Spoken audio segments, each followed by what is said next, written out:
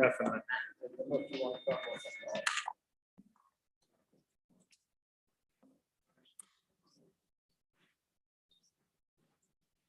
Oh.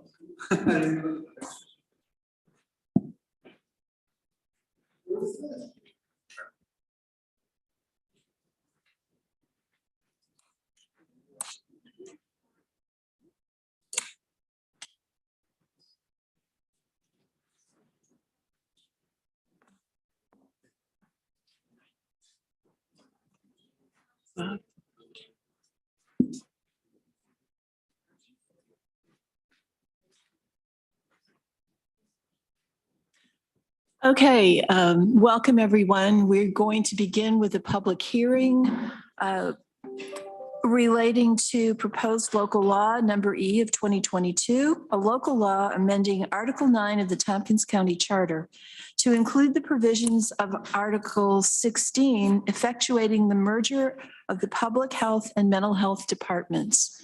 Is there anyone here who is planning to speak to that? Please come up and introduce yourself. Hi, I'm AJ Kircher. Am I doing my public comment now? Are you addressing this particular issue or something else? This particular issue. If you're addressing this particular issue, we'll hear you now. Thank you. Okay, thanks. My comments today are based on my 30 years of experience working with the LGU and the mental hygiene system in 3 different counties in New York State, including Tompkins, for which I worked for 15 years. I also have experience working with, at the state level, mental health, substance abuse, OASIS, and OPWDD. Regrettably, I am very late to this process and discussion. And ironically, I'm late because I was navigating the system that we're actually talking about and looking to merge with public health. So I have to trust a few things and I have to make a few assumptions. I have to trust that this process entailed some very robust discussions with provider agencies, people with lived experiences, committees of the LGU, particularly the Mental Health Board, who ultimately exist to ensure that the needs of this population are adequately met. It's my experience that the needs are not adequately met. Specific to the resolution, I would ask you to look at 2 things. Section C-9.07. I'm confused about who is the designated director of community services under the merger. I know that there's very specific criteria for education and experience in that role, and I see both Frank and Harmony with that title, so I'm just clear who really serves in that and who is the authority on that issue. And this has nothing to do with people. I am just getting to know Frank and Harmony. I'm on the very early stages, so this is really not about people and their qualifications. It's just about process and dedicated resources. I'd also have encourage you to take a look on page 5. Is very unfashionably out of. You'd want to update that language, I'd imagine, if you take a look at it. I hope that's not reflective of the attention toward public health being equal to the mental health and substance use areas as well. I have to assume that the legislature has already gone to the Interoffice Coordinating Council for 2 reasons. One, they're the ones that have to properly vet who serves as the Director of Community Services. I'm sure that's been done. And they also have to approve when that position is shared or goes down to part-time, because in mental hygiene law, the DSC must serve a full-time position. Just my concerns. We're living in an extremely complex time for both public health and treatment services. The latter, which has been largely ignored during the pandemic, that is no fault of Tompkins. That's just the reality of the situation. But we are now discovering just how exacerbated these issues with mental health and substance use have become during COVID. This is our new and growing public health emergency, and we're not properly equipped to deal with it. I hope we put the same resources toward substance use disorder and mental health as we did toward COVID. if we had a community health dashboard that helped us see how many people are being served, how many people are on wait list, how many people are using the hospital because they can't access services, how many people are dying of suicide or fentanyl poisoning, I'm not positive you'd make this decision. Lastly, our local service delivery system is seriously fragmented. We are behind the curve. We're not ahead of the curve. It's hard for me to comprehend taking resources away from this very important topic. I would hope that COVID helped us see the necessity to continue and to maintain these two very important positions in our county. And lastly, Ulster County, who recently had gone down this path, recently reverted back to their original way of doing it. I might encourage some members to reach out to Ulster County and see why they reverted that decision. Thank you so much for hearing me today. I appreciate it. Thank you, AJ. We appreciate your very thoughtful comments. Anyone else? Sir? Public comment or addressing the merger of the health and? Okay. This is unrelated to that. Is that okay? All right. This is the public hearing for that merger. So you would not speak at this time. Also, have you filled out a blue card? Oh, I have not. Sorry. Okay. Why don't you do that in preparation? Thank you. Deborah, Yes. before we close the public hearing, our first speaker just cited some specific sections of the law that she had questions about. I'm wondering if we can get those written down so that we can get some commentary on them later this meeting if we're planning on voting. Okay. If Ms. Kircher would be willing to do that. I'm sorry, can you repeat that? Yeah, so you cited some very specific sections that you had questions about. I'm wondering if you could repeat those sections. Yes. We do have Frank Krupa here. I wanted to make sure he had the opportunity or somebody else to address those specific sections. Certainly, page 5, section C-9.08 is the language section. I am pretty positive it just was overlooked and we pulled some old language onto it. And then my questions were around the designated role of who serves as a director of community services. And I mean that in terms of the mental hygiene commission, statewide, locally, who serves in that role. And if we've already had approval from the Inter-Office Coordinating Council, which is a requirement. Thank you very much. Thank you. All right. If there's no one else to speak to at the public hearing, I will rule that it is closed. And we will proceed with our regularly scheduled legislature meeting, which I now call to order, and we will begin by participating in the Pledge of Allegiance. Pledge allegiance to the flag of the United States of America, to the republic which stands one nation under God, indivisible, with liberty and justice for all. All right. Thank you, everyone. Roll call of members. Kathy? Ann Corman, Present. Mike Lane, Here. Greg Mezzi, Here. Veronica Pillar, Here. Lee Sherliff, Here. Mike Sigler, Here. Shauna Black is asked to be excused, Travis Brooks, Here. Randy Brown, Here. Amanda Champion, Here. Rich John, Here. Dan Klein, Here. Deborah Dawson. Here. We have 12 members present. Okay, welcome, everybody. Tonight we have 4 proclamations. So I'll try to read fast. The first one is in honor of the Tompkins Girls Hockey Association. Whereas the Tompkins Girls Hockey Association, TGHA, is celebrating its 50th anniversary.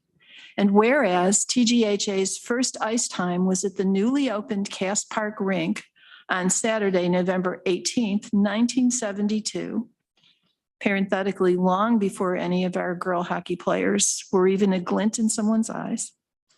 Whereas it is the oldest girls hockey program in New York State and the 3rd oldest in the country. And whereas there are many people and organizations that fostered the origins of TGHA and have helped it continue to develop over the past 5 decades, and whereas the Ithaca Youth Bureau was instrumental from the very start and have been providing beginner ice skating lessons and ice times for hockey practices and games, And whereas Cornell University contributed since the beginning, as its women's team also began in 1972, sharing line of rink with the men's team and non-Cornell users like TGHA, and supporting the Cub Club mentoring program.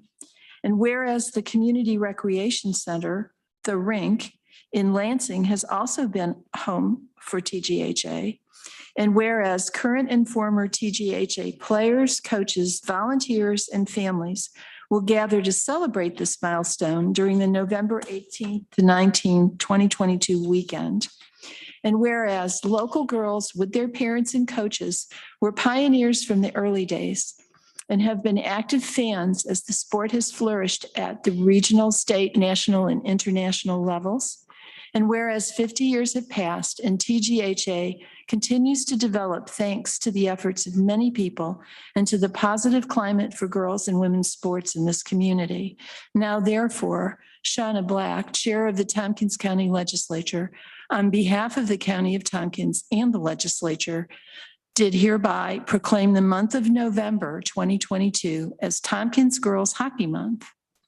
In witness whereof, she will set her hand hereunto and cause to be affixed the Great Seal of Tompkins County. So I think there's someone here who is going to accept this proclamation on behalf of the TGHA. Oh, there's lots of someone's here.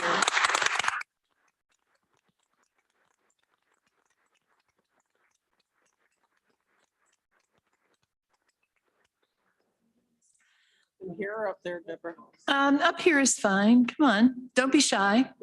I know you're not shy. You play hockey. I'm just really sorry that Shauna's not here because this is something that's especially near and dear to her heart. So if you want to say a few words, does anybody want to say anything?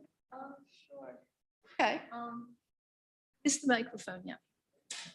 Thank you so much for supporting us with this month. It means a lot. And thank you for the coaches and everybody that supported us. Coaches, friends, family, it really means a lot. Thank you.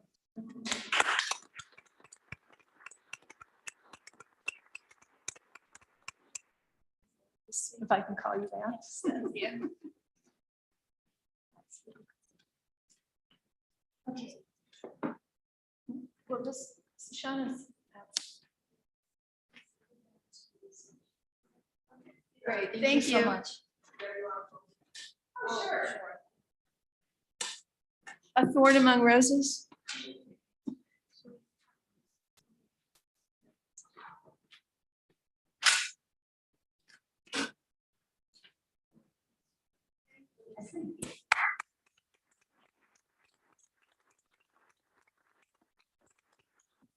Got Deb out of the penalty box.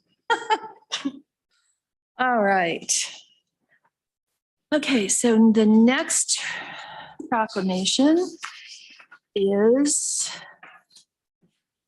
General Aviation Appreciation Month. Whereas Tompkins County in the state of New York has a significant interest in the continued vitality of general aviation, aircraft manufacturing, aviation educational institutions, aviation organizations, and community airports. And whereas general aviation and the Ithaca-Tompkins International Airport have an immense economic impact on the county of Tompkins. And whereas, according to the PricewaterhouseCoopers study, contribution of general aviation to the U.S. economy in 2018, general aviation in New York generates an estimated $8.6 billion in business revenues to the state's economy each year and supports more than 43,000 jobs and a payroll of $3.3 billion annually. And whereas general aviation not only supports New York's economy, it improves overall quality of life by supporting emergency medical and healthcare services, law enforcement, firefighting and disaster relief, investments in sustainable fuels and technologies, and investments in innovative experimental technology like vertical takeoff and landing vehicles, and by transporting business travelers to their destinations quickly and safely. And whereas these aircraft and our network of airports represent a national public benefit, and congressional oversight should be in place with this system to ensure that it remains a public system and serves communities of all sizes.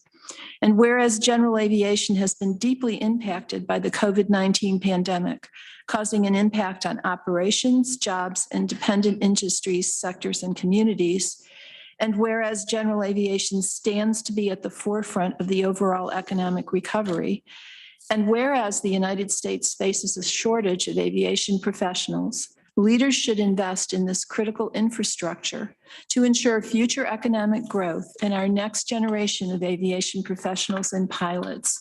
Now, therefore, Shauna Black, Chair of the Tompkins County Legislature, on behalf of the County of Tompkins and the Legislature, did hereby proclaim the month of November 2022 as General Aviation Appreciation Month.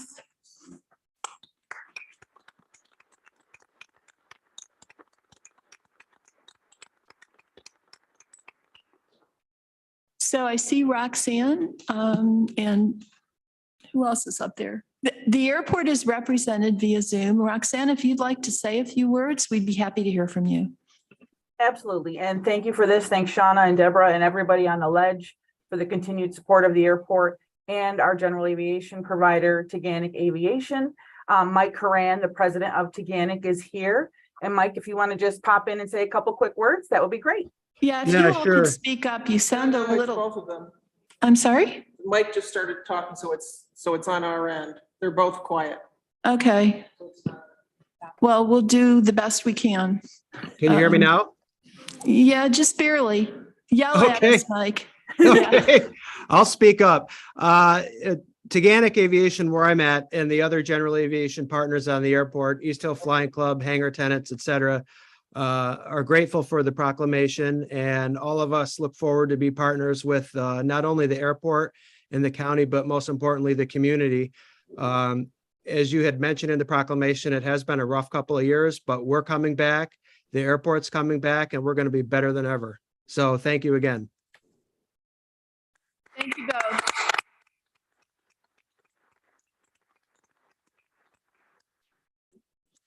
Okay, we have a third proclamation, but it seems like nobody is here to receive it. And in the interest of brevity, I just want to summarize that this proclamation declares the week of November 12th through 18th this year as Home Care Aid Week in Tompkins County in honor of our 300 or more absolutely essential and definitely underpaid home health aides who provide care to hundreds of our residents. So thank you all if anyone's listening.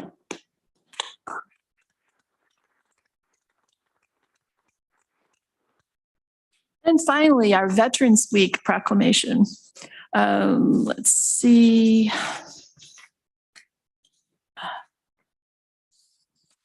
Okay, I found it. Whereas since 1919, our country has paused at the 11th hour of the 11th day of the 11th month to respect and recognize the diligence, duty, and sacrifice committed faithfully by the people who don the uniforms of the Army, Navy, Air Force, Marine Corps, Coast Guard, and their reserve components, including the National Guard and Air National Guard. And whereas each Veterans Day provides an opportunity to remember and honor the courage, valor, and dedication of those who paid the high price for freedom by placing themselves in harm's way for the good of all. And whereas Tompkins County joins in that commemoration with its leaders, conveying our deepest gratitude and paying tribute to all these individuals, especially those who consider Tompkins County home, by communicating our sincere appreciation for their extraordinary contributions to our nation and their continued support of community today. And whereas approximately 200,000 service members transition to civilian communities annually, with studies indicating that 44 to 72% of service members experience high levels of stress during their transition from military to civilian life. And whereas active military service members exiting service to become veterans are at a high risk for suicide during their first year following military service.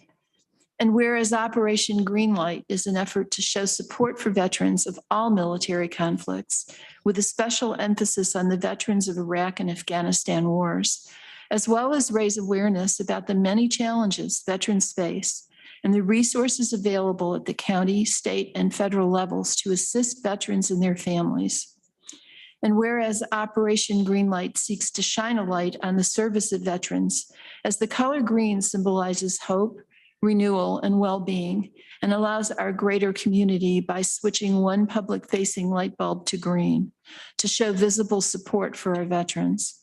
And whereas Operation Greenlight's observation provides a time to salute and honor the service of New York's veterans and reminds us of their collective sacred obligations to our veterans and their families.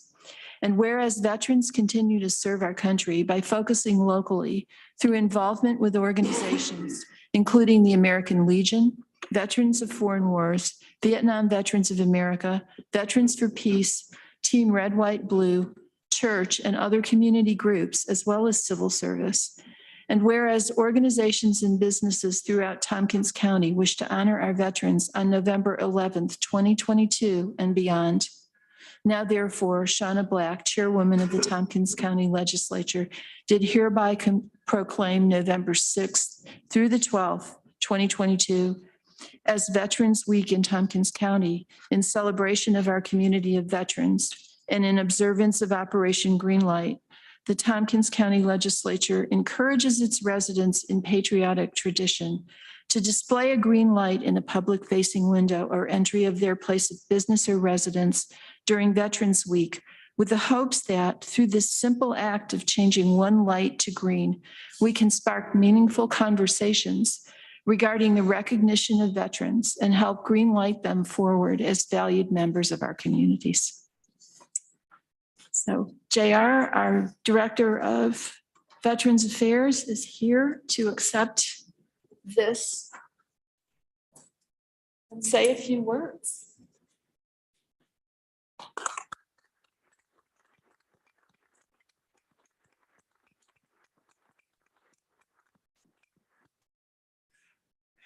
Thank you, Deborah, and thank you to the legislature.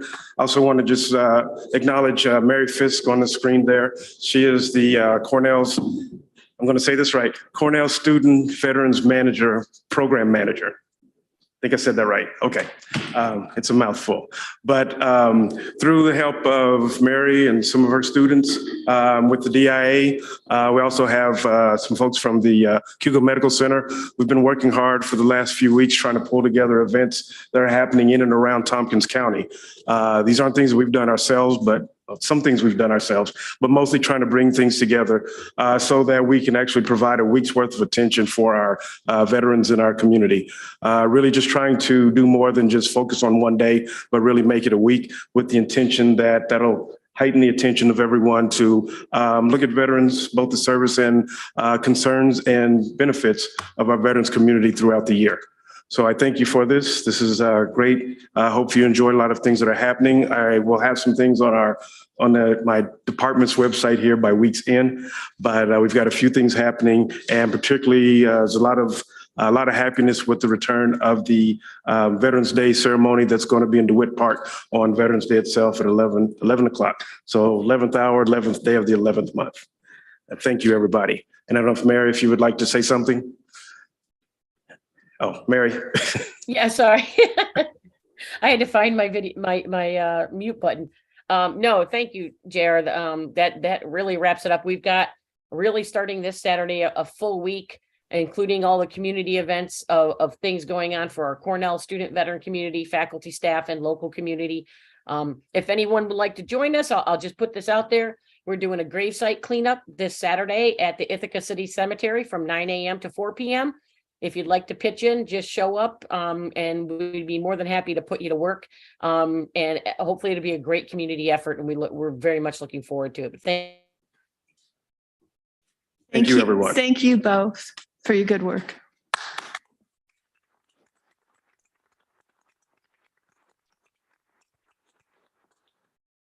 Okay.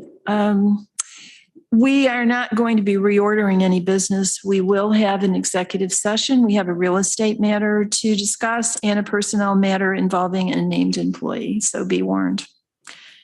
And now it's time for privilege of the floor. Just want to remind people, although we have regulars, that you're agreeing to a 3-minute time limit. You're agreeing not to raise your voice, not to use lewd, obscene, profane, slanderous, or libelous language, or speak or act in a manner that would tend to incite a breach of the peace, not to speak about county personnel matters, including comments about the job performance of named county employees, although you, I guess, are free to take shots at those of us who are elected. And after 3 minutes, you agree to leave the microphone and yield the floor. Transferring time to another person is not permitted. And if you cause a disruption and are asked to leave, you will leave. So with that, I would welcome Zach Wynn.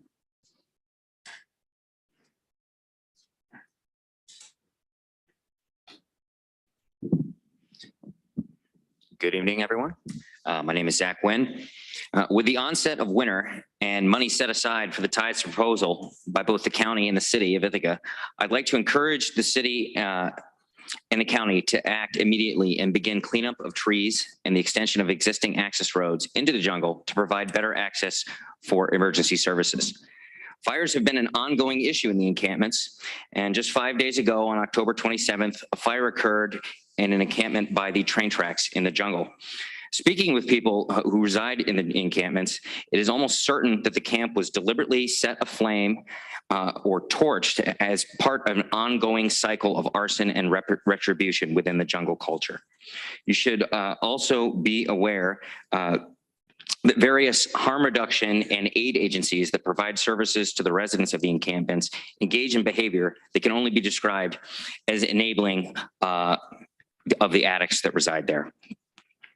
A large volume of trash and debris, including clothing and food wrappers, end up in the jungle because it's brought there by the Family and Children's Services, Reach Medical, and others who both express a disregard for my coverage of their activities in the encampments. They do not ensure garbage that is brought into the encampments leave and are contributing to the mess, as well as encouraging more activities with their assistance. I encourage this body to act swiftly, work with the city to clear abandoned encampments and trees behind the end of Cherry Street in the West End before they are reoccupied. This is city land and the site of an extensive array of debris, trash, needles, as you can see in the photos I provided. The legislature knows that the encampments have stretched beyond the borders of the city into the town of Ithaca. There are also encampments in the village of Lansing. This is a county problem and it cannot be handled piecemeal. Every day that you fail to act, more lives are put at risk. And I yield the remainder of my time. Thank you. Thank you, Zach. Next, we have Michael Fenner.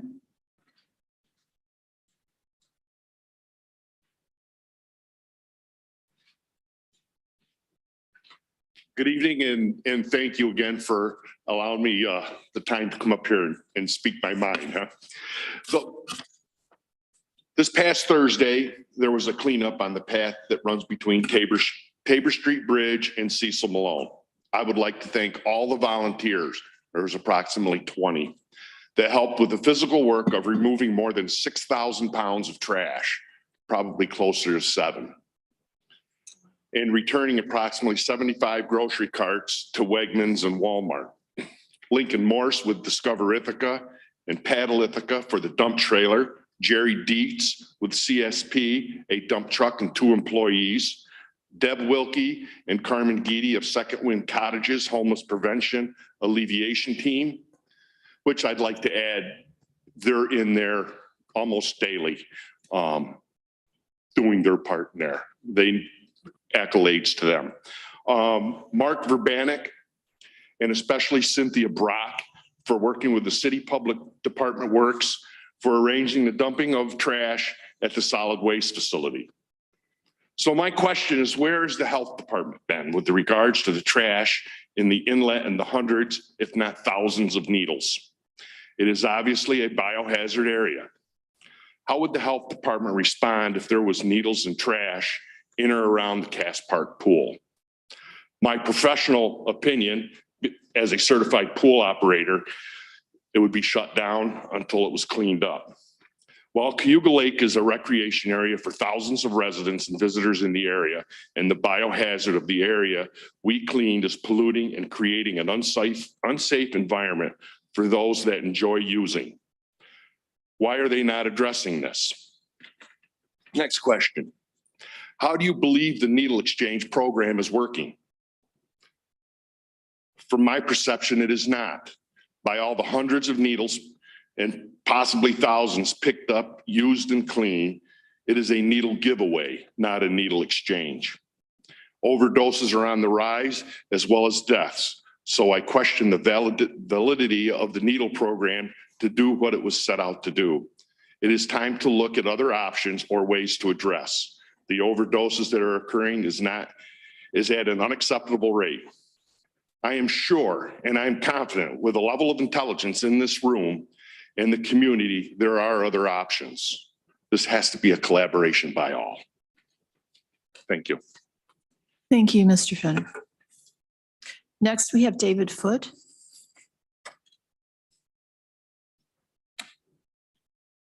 Hello, my name is David. I live northwest of Ithaca up in Ulysses. And I just wanted to start out by saying, pretty obvious, but things are pretty tough right now for a lot of people. They have been for a long time, not just since 2020. You can see over time a lot of research, a lot of data showing the eroding public trust in our institutions, not just government, but education, healthcare, housing. People don't know where to turn. They don't know what they could believe in. I'm one of many people who has been active in Ithaca for a little while, trying to build connections, build grassroots energy. And you run into a lot of people that have given up. They don't believe that good things can happen in their lives, no matter how hard they work for it. I felt like this myself at times. But at the end of the day, I just can't accept feeling that way. We can't all live with these miseries forever, except that things are just bad. There's nowhere you can turn, no one to trust. I believe things can change. I believe things can be better. And I think that the county can play a role in coordinating, providing structure for better things to happen. I think all of you agree with this, or you wouldn't be sitting in your chairs. There are a lot of different ways of doing this, a lot of different needs to be met. But one that I think that is really low-hanging fruit, I hope it's could be done pretty imminently, is to expand our local public transportation system and make it free for all riders. A campaign that I'm sure you've all heard of by now, Free Cat, consists of a number of people who feel similar to me, that we need a fair, equitable, and free alternative to our poisonous car-dominated culture. Others can and have spoken to the many benefits that this could provide. To me, one of the most important ones is that it would show people that the county, that you really can make a difference in their lives and make their lives better. If we can take this next step, the next one will be even easier. Thank you. Thank you, Mr. Foote. Next, we have Brian Carden.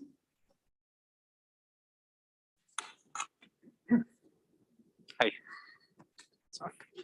Thanks for the opportunity to speak. I'm also here on behalf of the Free Cat movement. I'm also a resident of the town of Ithaca.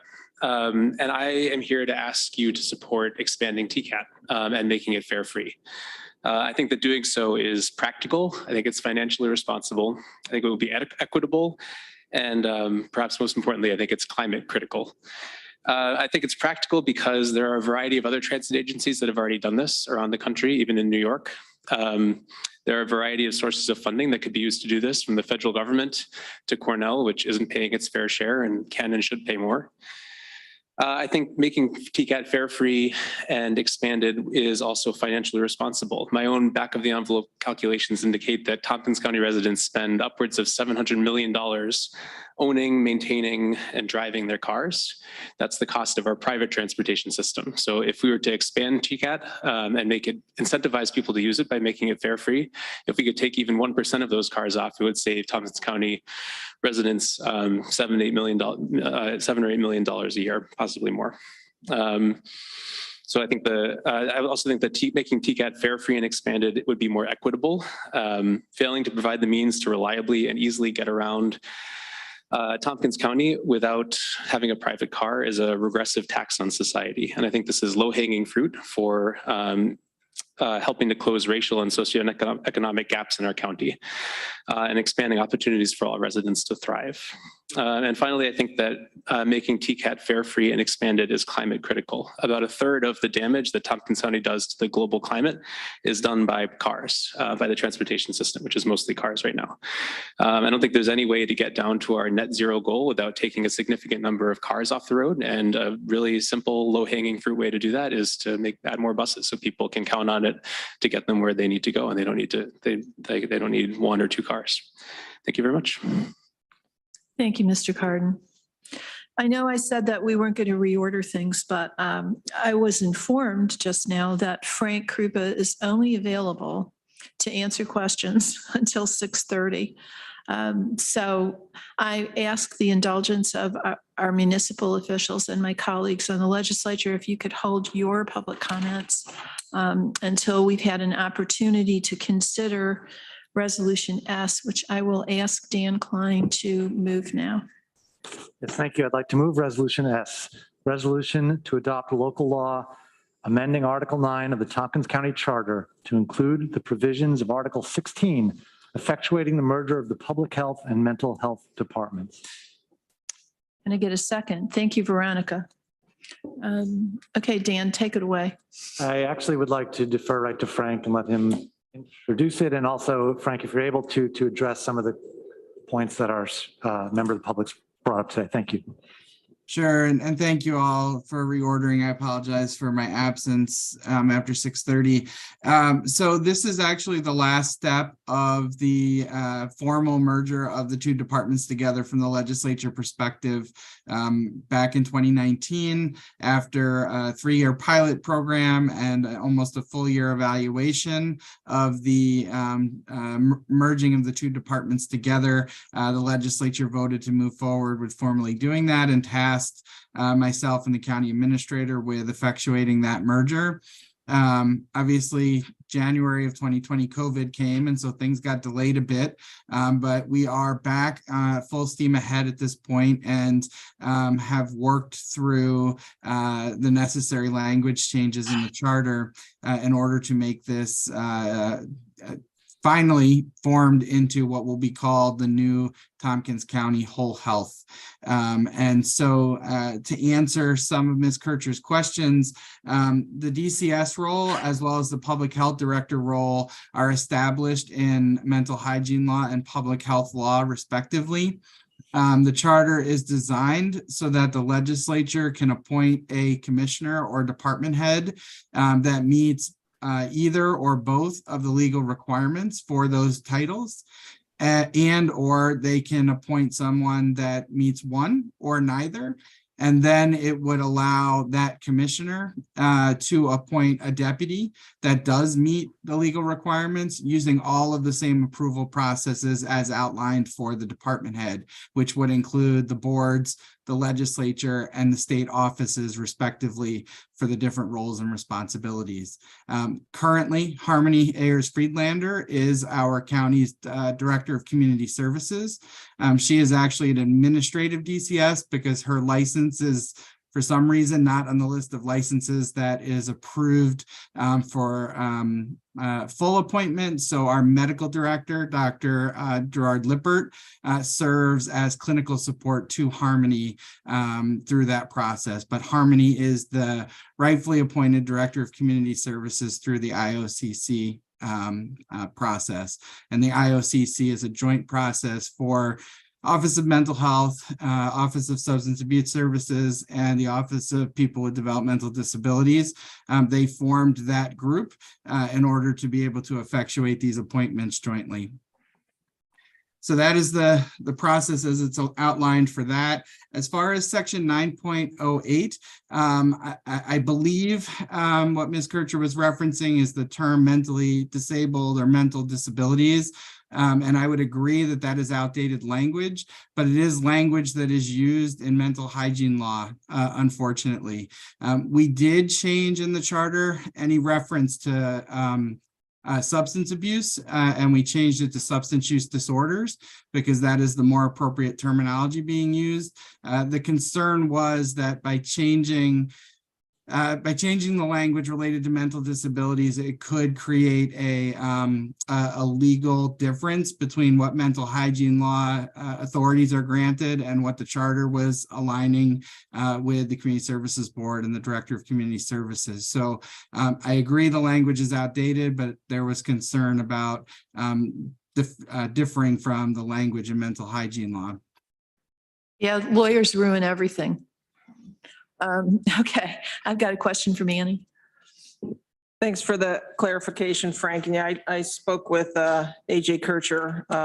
She and I all actually used to work in healthcare almost 20 years ago. So thinking about the, and where we worked, we were trying to get more appropriate terms. So yeah, I do have an issue. And so I'm just wondering if that needs to be in there. And that way, if we could somehow note that that's why it's in there, or at least maybe in parentheses after each time it's mentioned mentally disabled, to show that we mean something different and we mean to say something different. The term that I would use would be those with mental health conditions. So if there's some way we could put that in there, it's mentioned many times on packet page 87 and 88. Are you moving? Well, I'm just wondering legally, or, I mean, I would like to take the term out, mental disabled, but you're saying we can't. So I'm just trying to negotiate this before I move it. Well, my understanding of Frank's comment was that we use that terminology to be consistent with state law and possibly federal law. Right. So I'm asking if that needs to stay in there. Can we put right after each time that we use it, something about we mean those with mental health conditions, or those with mental health conditions, and then maybe put in parentheses mentally disabled. So I'm just trying to figure out something that might work for Frank first before I move it. Yeah, Okay, I don't have any issue with adding that each time it's mentioned.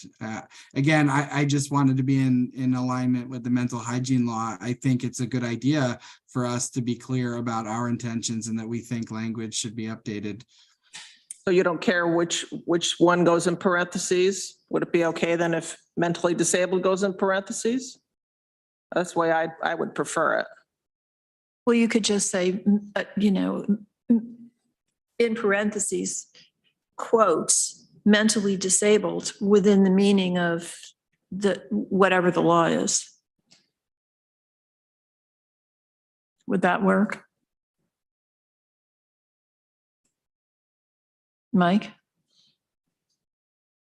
I guess we'd have to ask our county attorney, would these changes be substantive, that we have to have another hearing? Microphone, Bill. We're not really removing, we're enhancing what's already in there. So I think that would be fine. You just put it in parentheses, also known as something like that. Yeah. Okay, so I would move then that we change to each packet page 87 and 88, every time it says the mentally disabled, that we change that to those with mental health conditions, and then put in parentheses, AKA mentally disabled. In quotation marks, mentally disabled, and then within the meaning of, what's the name of the law, Frank? Mental hygiene law. The mental hygiene law.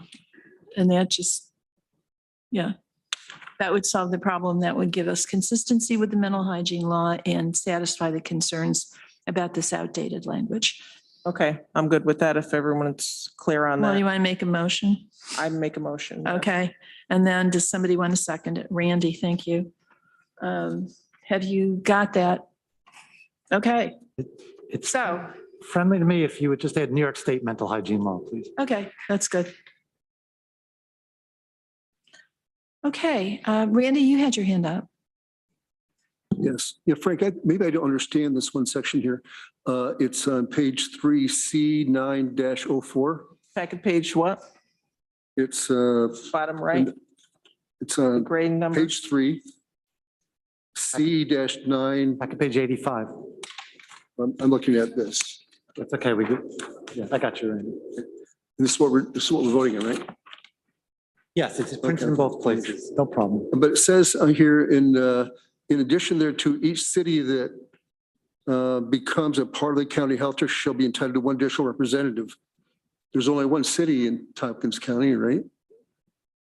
So Correct. So the city of Ithaca has a seat on the Board of Health, and we work through the mayor for the appointment of that, or for a recommendation to the legislature for a city representative when that position becomes either vacant or the term expires.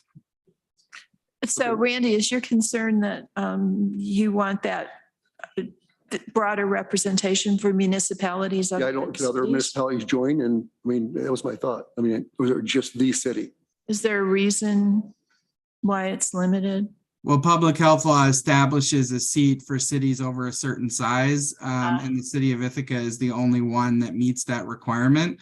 All the other seats are appointed by the legislature, other than needing 3 physicians to be on the Board of Health. Where they come from or who they represent is really up to the legislature through the appointment process.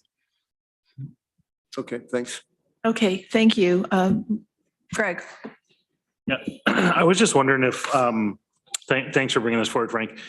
Dan, maybe if your committee could look at a resolution, maybe urging those in control of the New York State law that has some outdated language, something that we could send on and support for, maybe it's time to get with the times kind of update thing. That might be something worthwhile to do, since obviously we're making the statement here, but it would maybe be helpful. I don't know where that would come from or how we would do that, but just a thought as we're sitting here. Happy to do so. Thank you. Thank you, everybody. Are we ready to vote on Resolution S? Looks like we are. And we don't need a roll call because everybody's here. So, all in favor?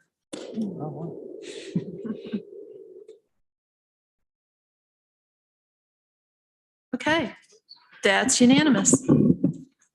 Thank you, everyone. Now, I see Annika Rowland is here.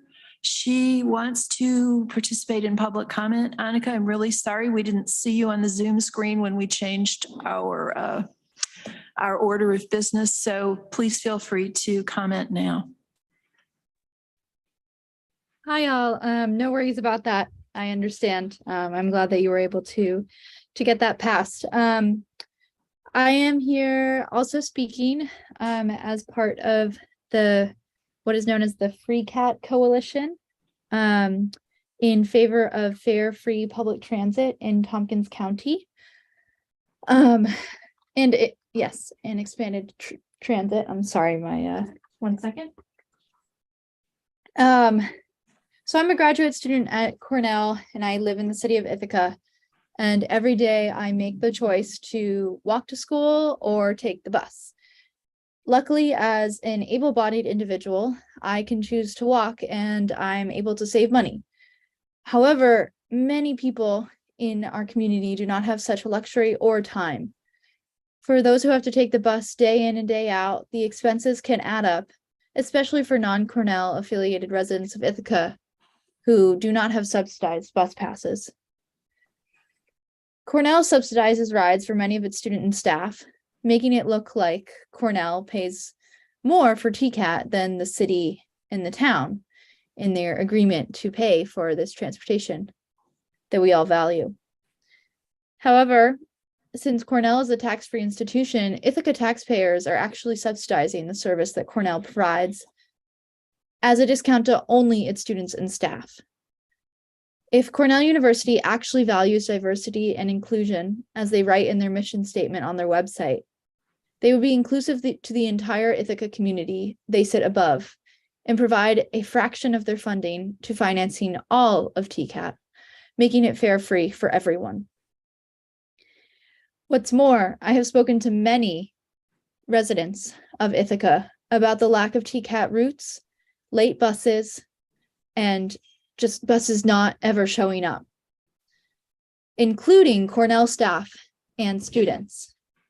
I think that if the city of Ithaca, the legislature, and Cornell all care about its citizens, we should all work together to expand the system and figure out who actually should be paying for this transportation to make it free to all residents of Ithaca. Thank you. Thank you, Ms. Rowland. Okay, now we have public comment from our municipal officials, and I see Bob Lynch and George McGonigal are here. Good evening, Robert Lynch, councilperson, town of Enfield. First, I want to thank the legislature meeting as an expanded budget committee recently to create or at least approve the over target request for a EMS coordinator. I may have a different title by the time the job is created, but it will work toward establishing what's called a fly car system that will really help our remote rural communities in response time to meet medical emergencies. I talked to a prominent constituent just within the past week. She had a minor medical condition, and she didn't trust that the commercial ambulance would arrive in time. She had her husband take her to the emergency room for treatment. And that's the kind of situation we run into now, that people in our rural area can't really expect always that they're going to be able to get an ambulance or an EMS person there in time. The service you're proposing is not an ambulance, but it is an EMT who could provide first aid in an emergency. And I thank you for that. We've had an active fall here in Enfield, done a lot of things. The biggest news that happened this week is something that your legislature will be considering down the way, maybe within the next month. The Enfield Food Distribution Organization, which runs the Enfield Food Pantry, yesterday announced it had tendered a rather hefty application under your Community Recovery Fund program for construction of a new food pantry in Enfield. They're asking $1,660,000. Now, we know that may not in total be granted, but we do hope that you will give it serious consideration in the month ahead. But it's a big one. It would create a new facility. We are cramped. During most times of the year, we have to distribute our produce outdoors because we have no room inside to distribute it. We can't do that in the dead of winter, but we do it in other seasons. I'm there Mondays, I'm distributing food, and sometimes we all get rained on. We have more than 500 families that access that food pantry every week, and it's growing all the time. Director Gene Owens does a bang-up job, but we're cramped. And I hope that you will give that serious consideration as you evaluate the various funding requests, of which you have many. And we look forward to encouraging results from your legislature. That's the biggest news this week about the food pantry. We approved a budget in Enfield last week. We had a budget hearing, and unlike Tompkins County, which often has nobody in the room or one or two, we had more than a dozen speakers who spoke at our budget hearing, and the issue was fire turnout gear. We put in the budget several years ago a separate spending line for fire department emergency outerwear turnout gear. We put $35,000 in for 2021. $35,000 in for this year. We scaled it back for 2023 to $10,000. And we had more than a dozen members of the Enfield Volunteer Fire Company come out and say, we'd like that kept at $35,000. Well, the board struck a compromise. We didn't amend the budget to put the money in there, but we did allocate $25,000 in our limited town assigned American Rescue Plan funds to enable a funding of that necessary turnout equipment. We also had a controversy over the amount of pay raises to be given an elected official, in this case, the highway superintendent. The supervisor's tentative budget had proposed 12% raises for both the highway superintendent and the highway staff. And the argument was, for the highway staff, we have to be competitive or they'll be hired away and we'll have nobody to plow snow in the wintertime. Well,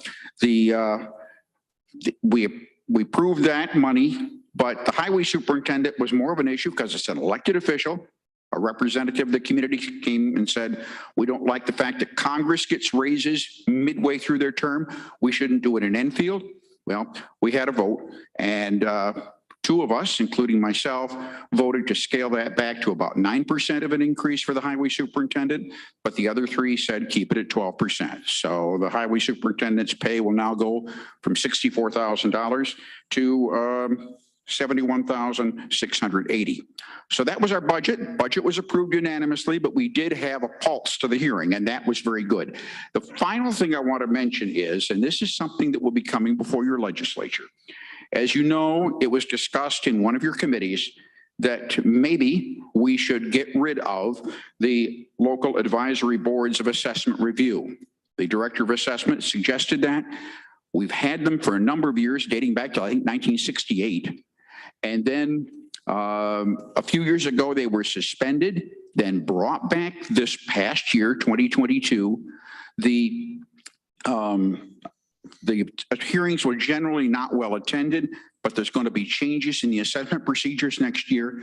So our board unanimously adopted last Wednesday a resolution, which we'll forward to you, urging that those assessment review boards locally, town by town, be continued. Our board said that we believe the local boards of assessment review constitute an important link between Enfield residents and Tompkins County's assessment bureaucracy. And our resolution even includes a comment from your member, Mike Lane, who said of the boards, they get to look at us, that is the constituents, and they get somebody listening to them. And we took that into heart. And so I hope that maybe before the end of the year, before the assessment cycle begins next year, you will consider keeping those local boards. And that's the latest from Enfield. And I stand here willing to answer any questions. Thanks, Bob. Does anybody have any questions for Mr. Lynch? Yes, Ann. Thank you. Was it considered at all as far as the food pantry, or has it been considered at all to be able to use, say, for instance, the old highway department building that the town owns? That has not been considered where we're going to put it. In fact, to a certain extent, the food pantry has kept its proposal rather confidential until it was announced this week, and we got the presentation that will be going to the MRB group, and it's the formal application. And I just opened it up this morning and saw it. And so I don't know what they're going to do. They want to have their own facility. They don't want to locate in town-owned facilities. For one thing, they have to go through a whole lot of approval procedures from the health department and from the food bank of the southern tier before you can relocate somewhere. And I know there was some concern because you're familiar with the Enfield situation. There was some talk about paving out front of the building, and we'd have to have the pantry closed for several weeks. And somebody suggested, well, you could put it over in the old highway barn. And I was told that could be a problem because the food bank has to do a careful top to bottom inspection.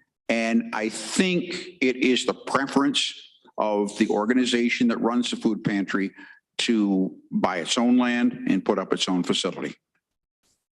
Sure, thank you. I just know that it's underneath, it's in a building now, but really, really cramped space. It is, owned by the town. And I'm just thinking there's several bays of the old highway department. Just wondering if it was discussed. So thank you. Okay, any other questions? I don't see any. Thank you for your time. Thank you. Thank you, Bob. George, welcome. Hello, everyone. George McGonigal, First Ward, Common Council, City of Ithaca. We've been very busy lately. I'd like to give you an update on what we're doing in our Reimagining Public Safety Subcommittee. We're gathering information and ideas from local public safety stakeholders, some of whom have not been heard from yet. We've been collecting information about current trainings and data collection at IPD. We've been looking at unarmed responsibilities in other communities and how they assign call types to police and unarmed community responders. Next week, our meeting will be focusing on Tompkins County emergency response practices and listening to experiences and ideas about reimagining for members of local Black and brown communities, especially those who haven't had a voice in the past. We will be now the budget. We'll be voting to approve our 2023 budget tomorrow night. The mayor's budget set city staff and infrastructure improvements as priorities. We made some major additions to the mayor's budget. They include reinstating 7 police officer positions effective the 1st of December in 2023. That makes sure that those positions stay on the books without spending a lot of money when it's unlikely those positions will be filled before then. We have 15 unfilled IPD positions currently that were already in the budget last year. We added $200,000 of additional funding to Southside Community Center above the $200,000 already allocated towards a new and enlarged kitchen and updated computer room for students.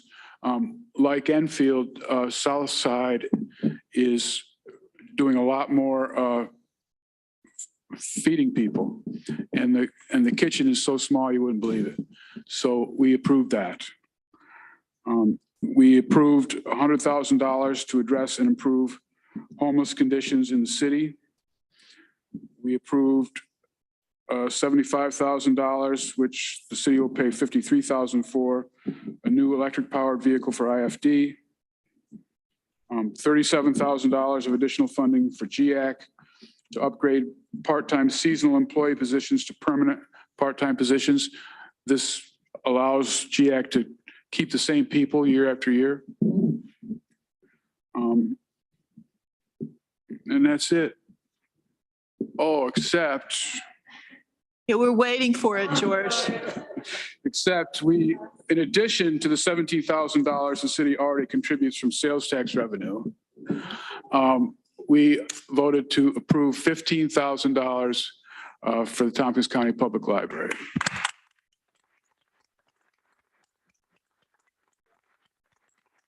Mainly because I'm scared of you guys. You should be. No.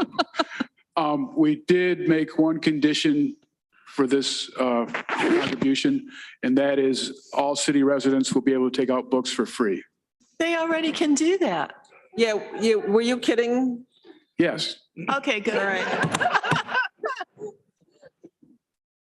They get half price. I think we should. Thank you, George. We're going to make you the patron saint of libraries. Questions? I forgot. I think Dan Klein has a question. Thank you.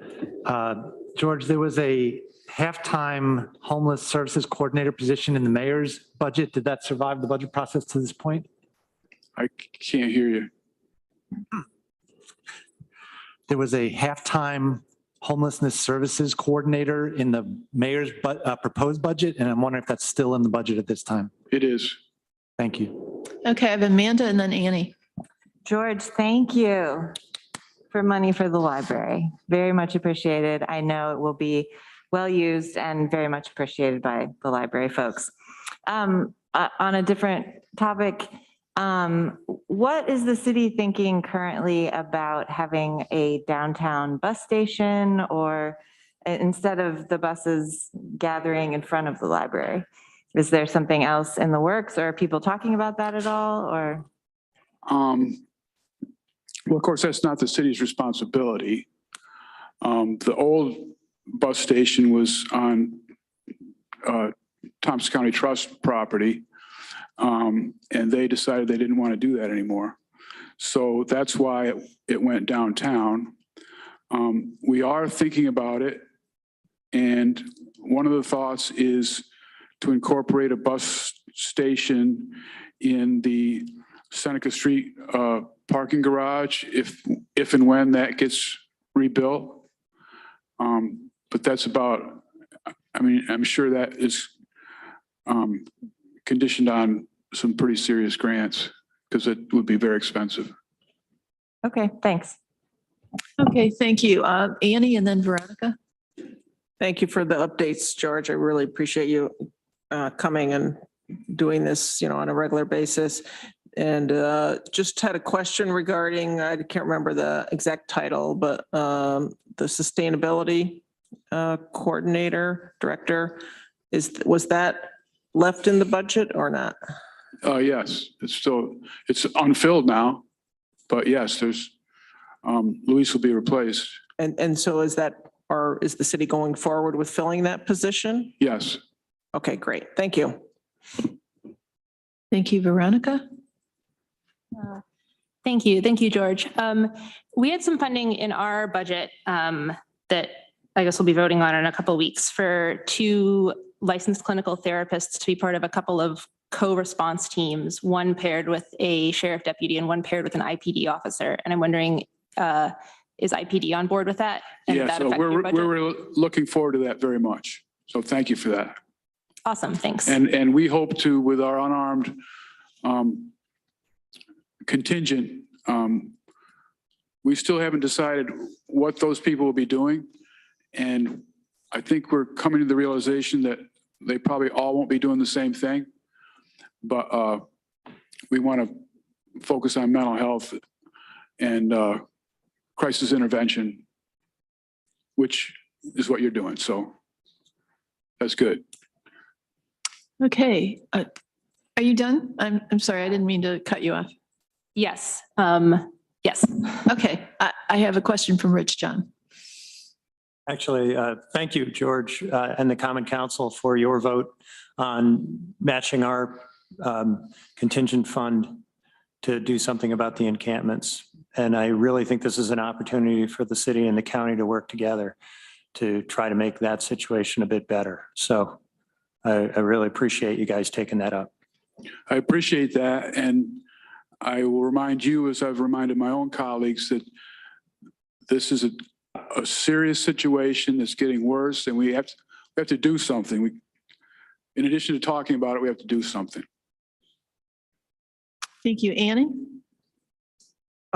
George, just wanted to thank you again for, voting, helping, the vote for the library and all the other things. And just a token of my appreciation, I have a Tompkins County mug for you. Don't tell your other cohorts at the city. I appreciate that. It looks a lot like a bribe to me. I love graft.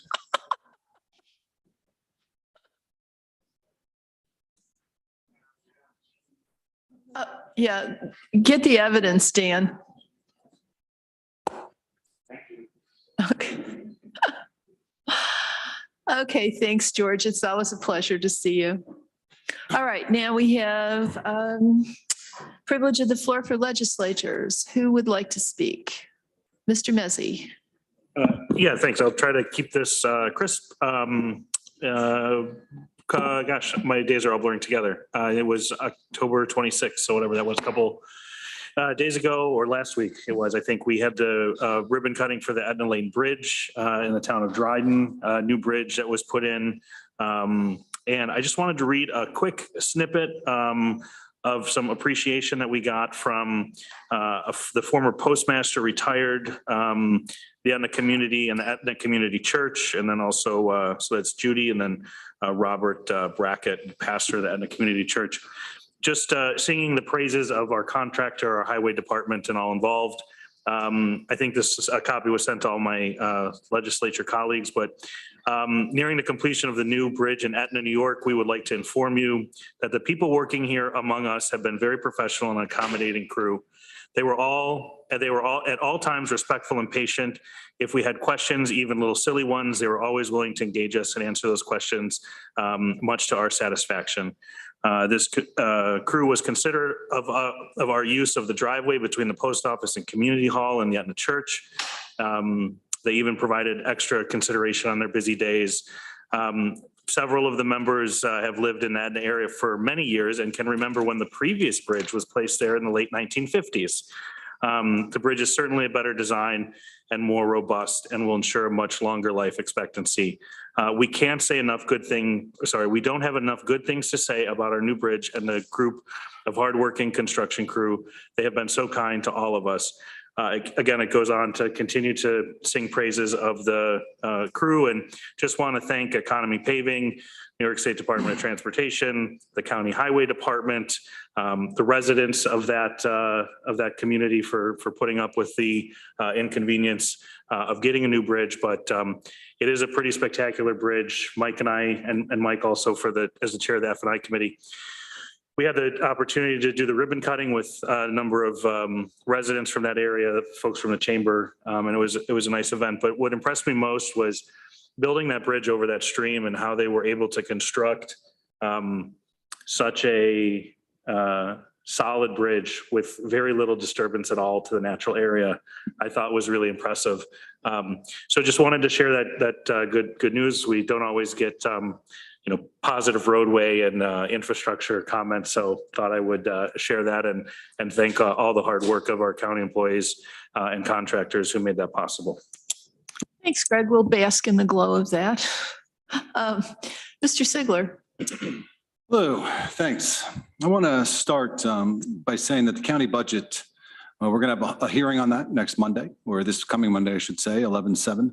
And that it makes large strides in public safety. We are adding 2 sheriff's deputies in that budget, a homeless coordinator, which we expect hopefully will present us with several options on dealing with the rising homeless population, and an EMS coordinator who I hope will lead to fly cars and better EMS service. This has been a solid response from the county, but a response to what is also a good question. These additions can be traced back to calls from mayors, town supervisors, and City Councilor Jeff Barkin. This was reported on by Deidre Cross, and I believe her reporting in this matter really brought a level of awareness that led to some of these additions. And that, frankly, is what good reporting is supposed to do. However, while the public was served well by that reporting, Cross was not. She was fired by her paper, and I believe that was in large part because of her reporting. Recently, a trove of emails were foiled and released by the county. The emails raised concerns about how the county relates to the press. In one email from April 13th, the county raises concerns about Rocco Lucene, calls into question the veracity of his opinions, and makes disparaging remarks towards him. In my view, this is outside the bounds of how the county should relate to the press. In light of these foiled documents, I would ask the county to hire an outside counsel to review them, interview the relevant personnel, and present the county with not just legal opinions on liability or lack thereof, but ethical questions as well. While the decision to fire the reporter who was one of the subjects of these emails was the newspapers, it did evolve from email complaints about stories from the county. At the end of September, I wrote a letter to the chair of the legislature. I didn't then and still don't think the situation with Cross, the county, and Tompkins Weekly is as cut and dry as I've been led to believe. I've read the stories in question and I'm not seeing any factual inaccuracies. I share the opinion that reimagining has undermined services, particularly recruitment. The process was harmed, I believe, at its very beginning by Mayor Savante Myrick, and in some quarters, it has just never recovered. Unfortunately for residents, these quarters are our police officers. This opinion from me is not new. I've been vocal about the lack of respect that accompanied reimagining, harming our police. That's been continually denied by the legislatures, but clearly I am not alone in this opinion. I believe the firing of Cross complicates this situation quite a bit. The Ithaca Voice reports that some were looking at Cross as a citizen and not as a reporter. That strains credibility. Cross was a known reporter. To look at her any other way would be odd. It's clear from her firing that it stemmed from her reporting and the county's request for correction. I don't think that we can be blamed for the actions of Tompkins Weekly legally, but ethically, I'm not really so sure. We have 2 sides coming out with very different takeaways. I understand legislators' commitment to reimagining.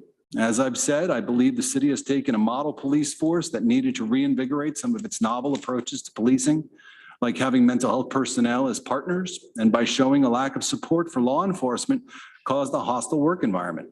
One can argue that police recruitment is down across the country in red states too, but it's generally cities in those red states, and that can be explained with a general lack of respect for the public service employees.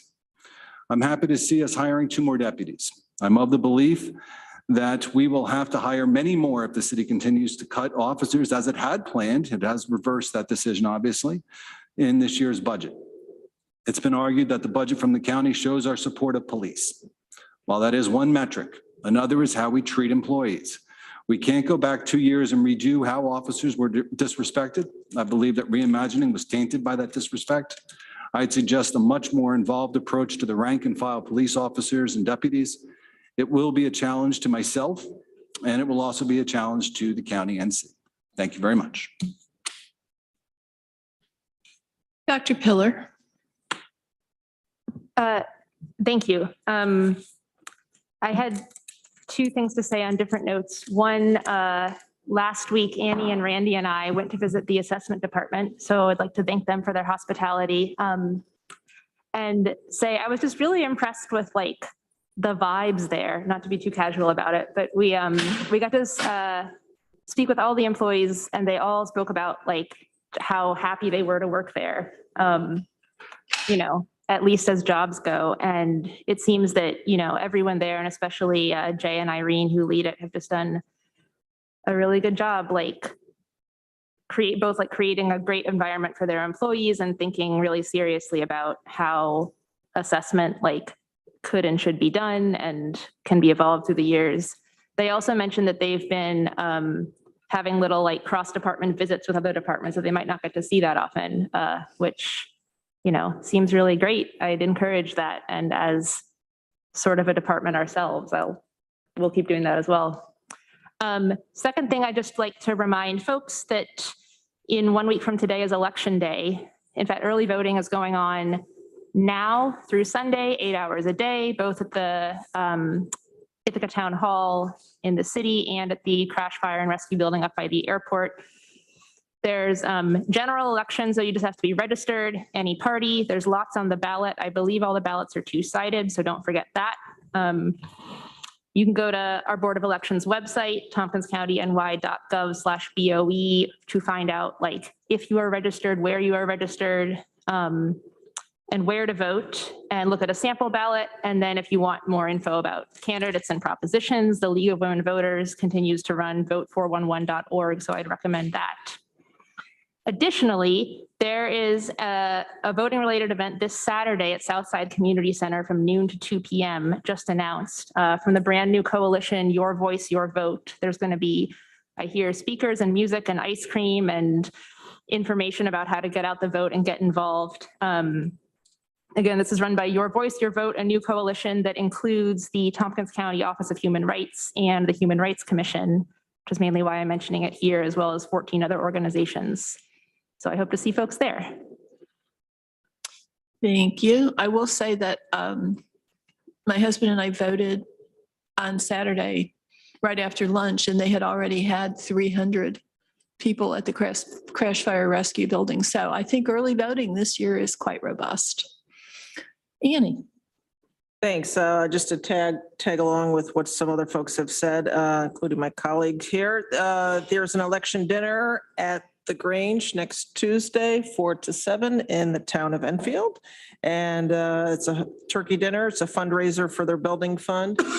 And they do make vegetarian portions and give me extra mashed potatoes and extra desserts sometimes. And regarding the ballot, if you haven't voted yet, yes, turn the ballot over. On the back, there's Proposition 1, which is for clean water, clean air, and green jobs. It's the Bond Act. And that is something that the Planning, Development, and Environmental Quality Committee, as well as the legislature, adopted a resolution in support of that. So I'm hoping folks consider voting for that.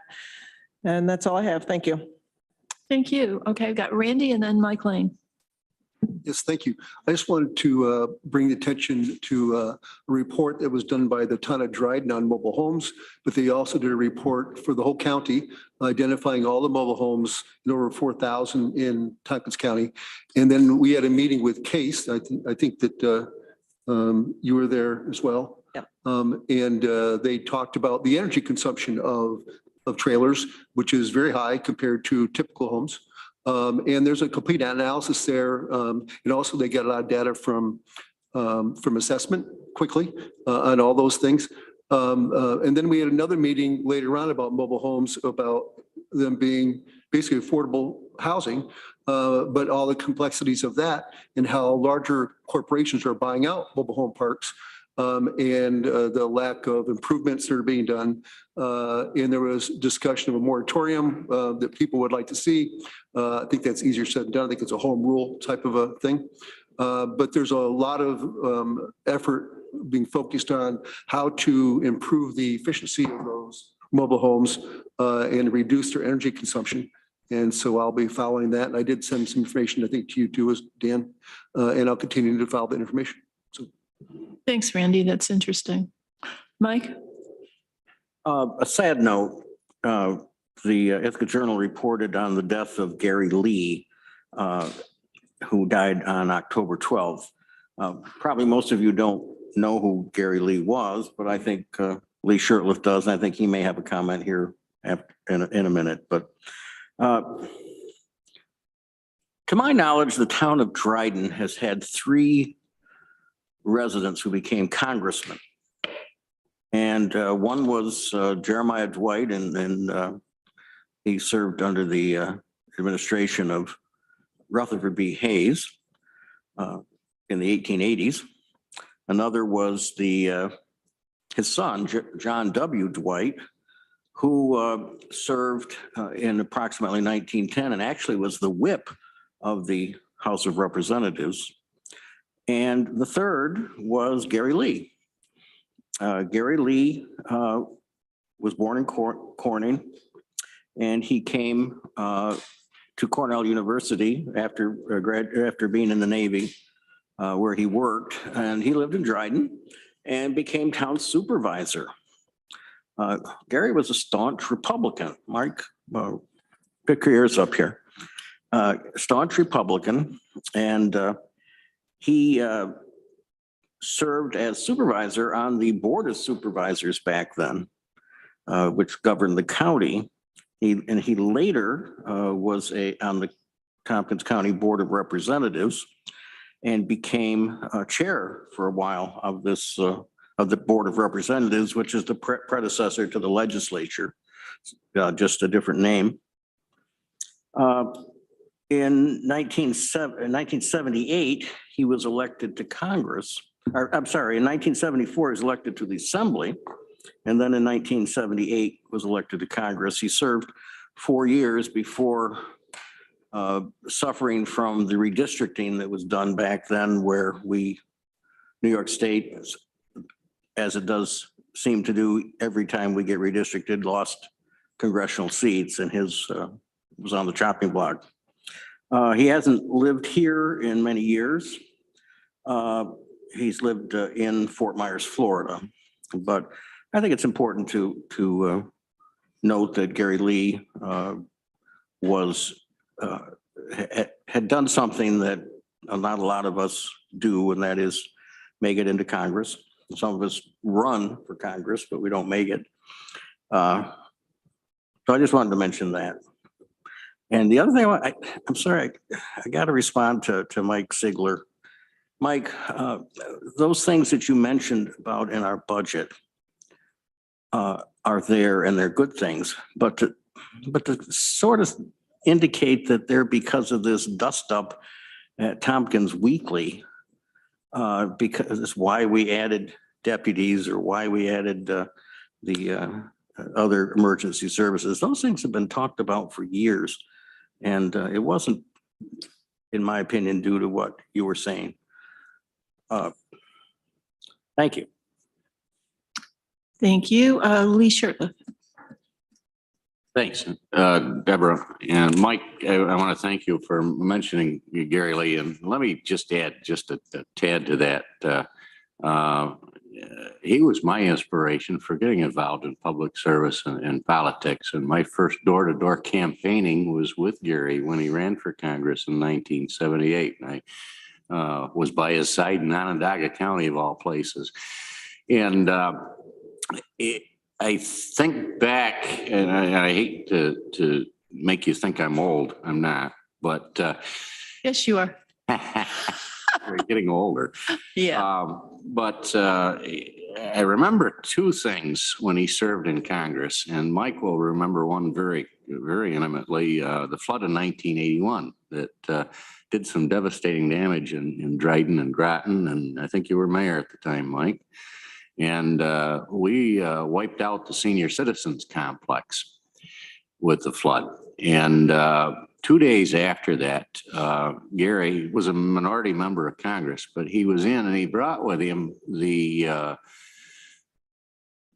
director of the Farmers Home Administration, who toured parts of his district and on the spot authorized emergency repairs to that facility in the millions of dollars. And about that same time, Groton was working diligently to establish the Community Health Care Center skilled nursing facility, which turned 40 in October. And it was all but dead on arrival. The funding had gotten stopped, and through intervention by Congressman Lee, Housing and Urban Development folks stepped forward and at the last minute ensured the funding of that facility. Why I bring this up, those are two very important parts of my district and my community, but they take me back to maybe a period of nostalgia here. And Gary, make no doubts about it, he was one of the first Reagan Republicans. Could be as partisan as the next one, but and he served as a minority member in Tip O'Neill's House of Representatives, severely in the minority until things changed. Bottom line was, you know, back in those days, they exhibited partisanship like we do today. They held to their principles and they had very, very strong differences of opinion. Yet they seem to be able to maintain a level of decorum and respect, and even in the minority have a bit of effectiveness in how they represented their communities. And we're able to get those dollars back from Washington to serve us in our times of need and serve our most vulnerable populations. And there's a reason he was an inspiration and why I've continued on here. And Mike, I thank you for bringing that up and just the opportunity, because he came from this floor of this legislature and its predecessor. And I maintained contact with him up until recent years. And unfortunately, I was going to drop him an email when Fort Myers was devastated. That was about the time that he passed. But thanks for bringing that up. But you can be partisan, but yet you can still be effective and maintain level of respect. And that should go across all levels of government. Thank you. Sure. Yeah, thanks for bringing that up, Lee. I was in DC working for the Justice Department as trying to remember what my title was. I was like the special assistant to the deputy assistant attorneys general in the tax division. And in that position, I did a lot of legislative liaison to Congress. And I was there during the Reagan administration. And it was a very different time.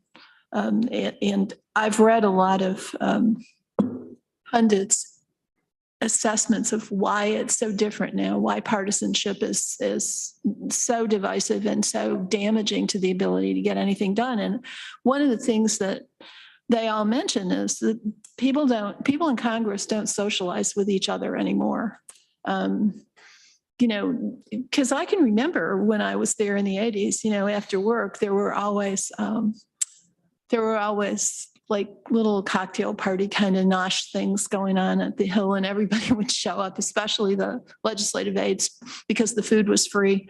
But people socialized across political lines, and it had a really beneficial effect to how things worked.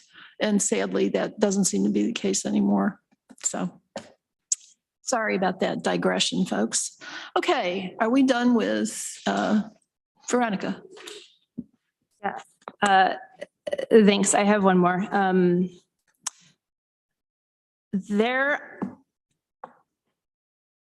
On the topic of partisanship and respect, I guess, and replying to Mr. Sigler's speech, I'm glad you brought this up, Lee, that we can be like partisan and still respectful. I'd like to remind folks that respect is one of our 4 core county values, so it's very important.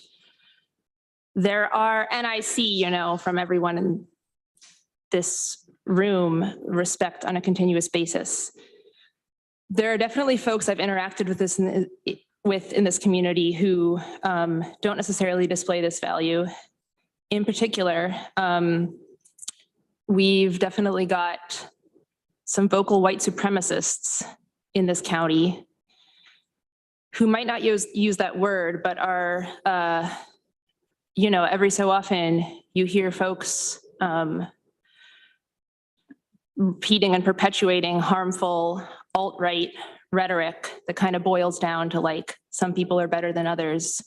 Or you see like hate symbols being displayed on the commons and other places. I live in the city, so I'm more aware of that. I once had the displeasure to watch some of these folks rejoicing as one of them set a Black Lives Matter flag on fire in the pavilion in the middle of Ithaca. That's not great. That's not helpful. These are understatements. And so when the language and statements that come from some of these folks are not necessarily going to be true and not necessarily going to recognize everyone's humanity. And, everyone has the legal right to say whatever they want, but if we notice this kind of rhetoric being like put out publicly, I think it's incumbent upon anyone who does to push back and shut that down. So if some of our county employees are doing that, gently, respectfully, keeping in mind that we are here to advance respect and equity and accountability and integrity throughout the county, then I would commend that. I would commend our employees for speaking up. I hope we all would. And I'm disappointed that some would see that as a problem. Thank you. Okay, let's move on. Chair's report. Well, I'll tell you guys, since I didn't know that I was the chair until about 2 hours before this meeting, I can't say that I've put together much of a report, but I do have some information that was provided to me by Dominic, and for that I thank him. And so I'm just going to kind of try to summarize what he brought to my attention.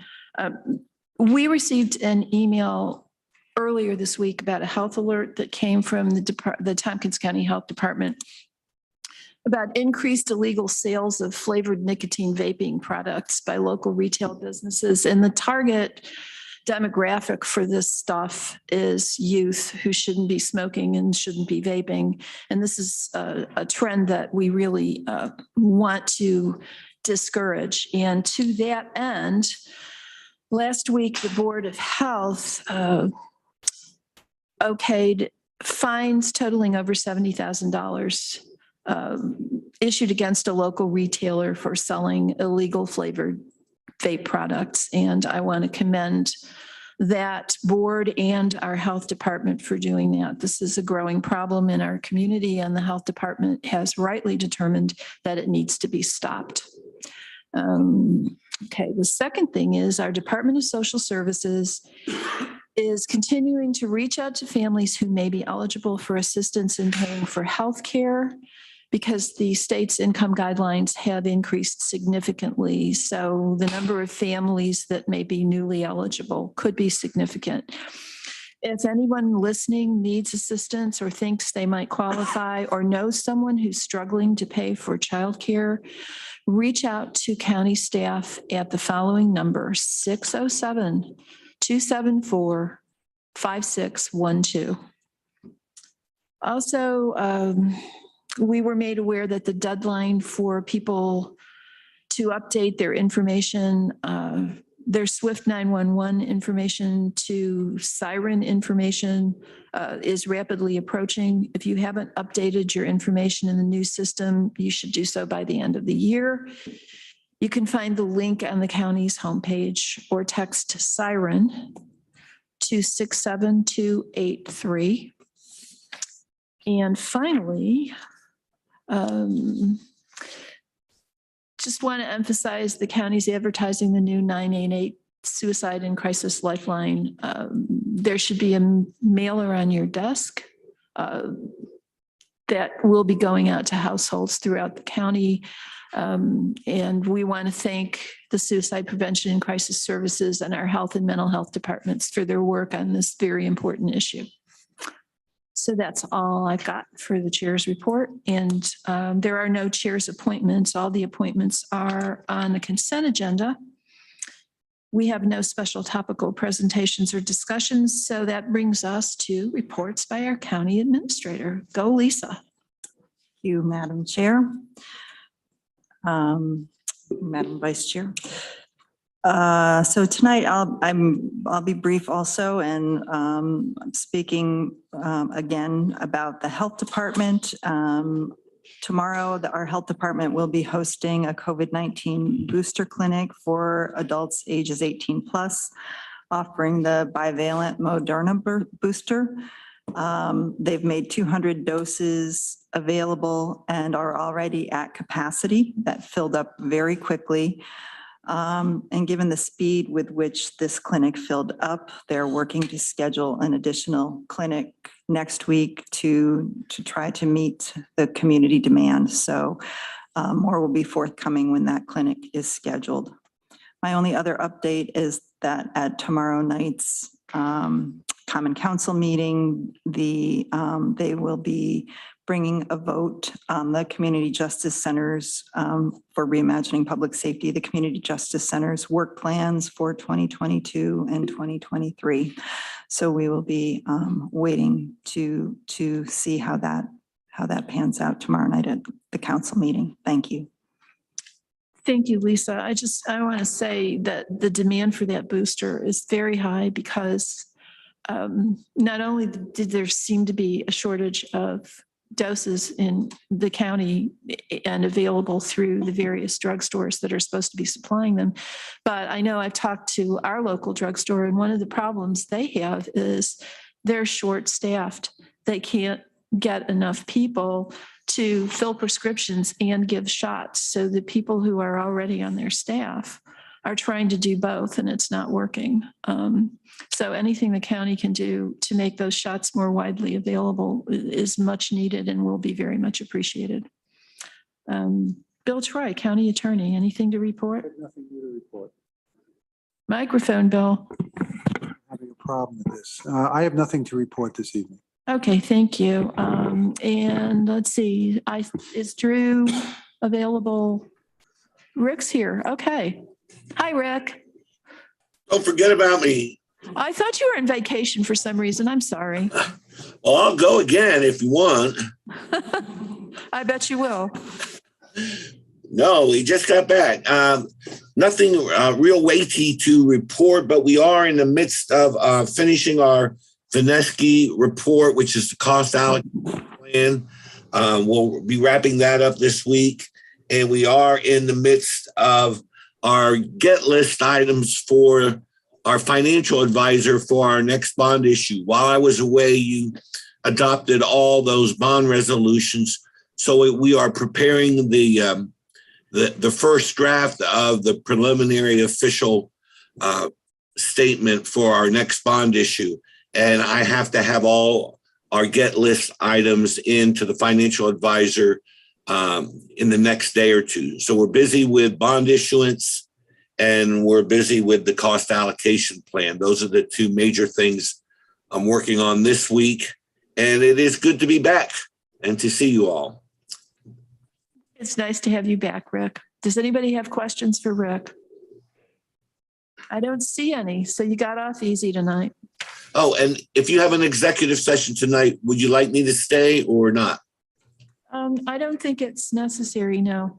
Thank you. Oh, I thought I'd ask now instead of waiting to the end. So thank you very much. Oh, you're welcome. Okay, let's see. Report from other staff. I don't think we have any of those. Resolutions added to and withdrawn. I don't think we have any of those. Consent agenda. All right, we have advisory board appointments. To the Community Mental Health Services Board, Sally McConnell-Gannett and Dorothy J. Lovelace, both community members. Ms. McConnell-Gannett's term will expire at the end of 2022, and Ms. Lovelace's term will expire at the end of 2025. Dorothy J. Lovelace will also be appointed to the Community Mental Health Services Board Developmental Disabilities Subcommittee. Term expires at the end of 2024. Jeff Walker from the Village of Cayuga Heights appointed to the Environment Management Council, and Barbara Romano will take the Cornell University seat on the Strategic Tourism Planning Board. And let's see, we have the following resolutions. Resolution A, a resolution to authorize funding from the Housing Affordability and Supportive Infrastructure Grant Program for 2022, ID 11249. Resolution B, award of 2022 Tourism Capital Grants, ID 11207. Resolution C, Fall 2022 Tourism Project Grant Awards, ID 11206. Resolution D, Fall 2022 Tourism Marketing Grant. Can you pull B? I'm sorry. Okay, we will pull that, Mike. Resolution D, Fall 2022 Tourism Marketing Grant Awards, ID. Off that one. Do you want that one pulled as well? B and D, yeah. Okay, I'll explain why there. It's nothing big. B and D, yes. Okay, Resolution E, Fall 2022 Community Celebration Grant Awards, ID 11204. Resolution F, authorization to accept an award of grant from the New York State Division of Criminal Justice Services, ID 11262. Resolution G, resolution to accept a grant from the Triad Foundation to the Department of Emergency Response in support of the ES Chat System for Emergency Responder Communications, ID 11224. Resolution H, approval of lease agreement for Taganic Aviation. Pull that one. Okay. Resolution I, authorizing a 5-year lease extension with the Transportation Security Administration, TSA, in connection with office and other operational space in the passenger terminal at the Tompkins International Airport, ID 11220, and Resolution J. Off. Okay. So we have pulled B, D, H, and J. And with those deletions, can somebody move the consent agenda, please? Thank you, Veronica, seconded by Travis. All in favor? That appears to be unanimous to me. Thank you very much. And now we will move to standing committees. Let's start with Planning, Development, and Environmental Quality, Ann Corman, Chair. Thank you, Madam Vice Chair. We'll focus on the numerous resolutions. We'll take the two first that were pulled from consent agenda. Resolution B, award of 2022 tourism capital grants. And if I could ask my colleague, Mike Sigler, could I move these two together? Are you going That to would be great. recuse your usual? Yeah, Okay. I'm just going to recuse myself. All right. And so I'd like to move those two together. Can I do that? I can't Kathy do would that. prefer that we do them separately. Okay, I'm going to move just resolution B then for the tourism capital grants, doc ID 11207, packet page 17. Seconded by Mr. Mezzi.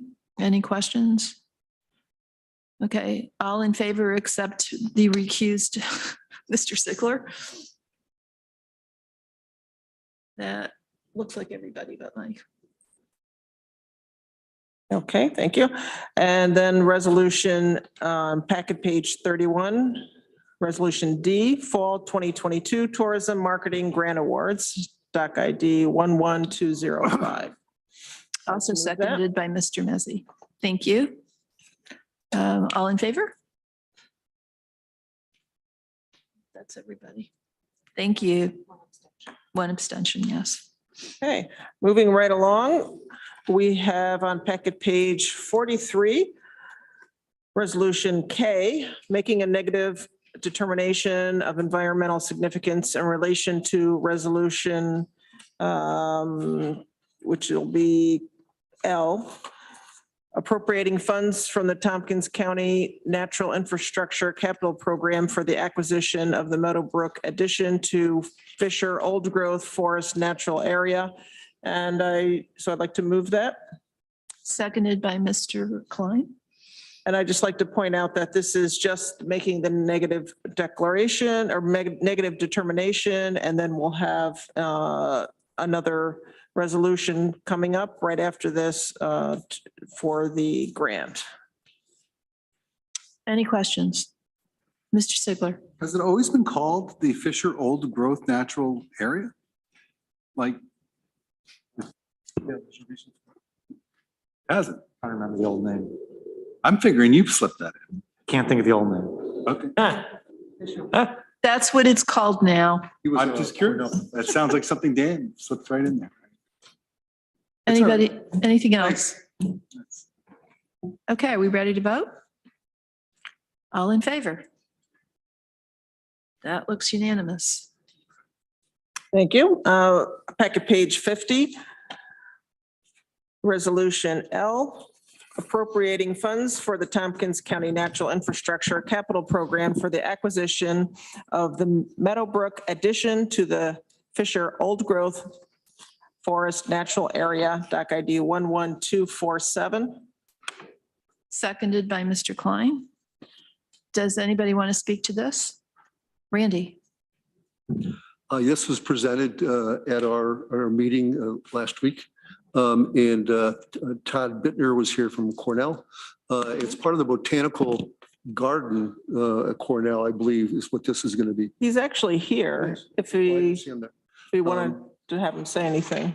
And we talked about that facility and area. It's going to actually connect Route 13 all the way to 3496. It's going to be quite an extension there. It is a beautiful area. But one of my concerns there was, and I asked Mr. Bittner, and he agreed that Cornell, to his knowledge, has never approached anybody at any school district to enjoy that area in any way. It's a environmentally significant area with a lot of unique plants that could be a good education for a lot of kids. And he agreed that they could reach out to school districts to take those long walks and hikes and experience that beautiful area there. I would like, Todd, I looked for your email and I couldn't find it. So if you could send me your email, I'd appreciate it. Thank you, Randy. I see your hand, Rich, but let me ask if Mr. Bittner wants to speak to this at all. Yes, thank you. Yeah, I am happy to be here to answer questions for the county, and you know, we do engage with all kinds of educational programming, middle schools and high schools, just not the Newfield district, but I'll certainly follow up and be connected to the Newfield School District with you as well. So. Thank you. I'm sure Randy is very happy to hear that. Rich, you had your hand up? I did, just for the benefit of people watching at home. This is 81 acres is going to be protected, and the amount we're talking about spending is $36,790. Thanks. Okay, thank you. Does anybody else want to speak to this, or are we ready to vote? Looks like we're ready to vote. All in favor? Thank you. That's unanimous. Thank you all. Thank you. Thanks, Ted. Next, we have Resolution M on packet page 61, authorization to execute memorandum of understanding with the New York State Energy Research and Development Authority, NYSERDA, for a feasibility study for the Caswell Solar Array in the town of Dryden. So I'll move that. And thank you, Mr. Mezzi, for seconding. And we had a probably about a half an hour presentation and Q&A from NYSERDA. And if folks don't know about this program, they help provide shovel-ready projects throughout the state. And so this is a new program. So I'm excited to see that they're working with us. They do a lot of the legwork, which helps keep the costs down and helps with things like some of the studies that need to be done, including environmental, interconnectedness, and things like that. So please go back and look. So our last meeting was on the 24th. So please go back to last PDEC meeting and look at that presentation if you want to know more about that program, because it might not be the first thing that comes before us for this. So this is just to do a feasibility study. And so if the feasibility study goes okay, then we'll have some more, hopefully some more resolutions coming back before the county. And let me say that this is a free to us service. Right. If anybody has any questions, Terry Carroll is here and he is quite knowledgeable about this. So did I get any of that wrong, Terry? How about that? No, you're dead on. Mr. Mezzi. Yeah, this falls in my district. I think this is a great program. I think this is a great use of, old landfill sites. And Terry, correct me if I'm wrong, this was a project that we sort of put together and put out there and requested participation. And so we were actively seeking this out, correct? Yeah, so a couple of years ago, the Department of Planning and Sustainability submitted this to the Build Ready program along with the other closed landfill site. And this was the only one that's been selected to move forward thus far.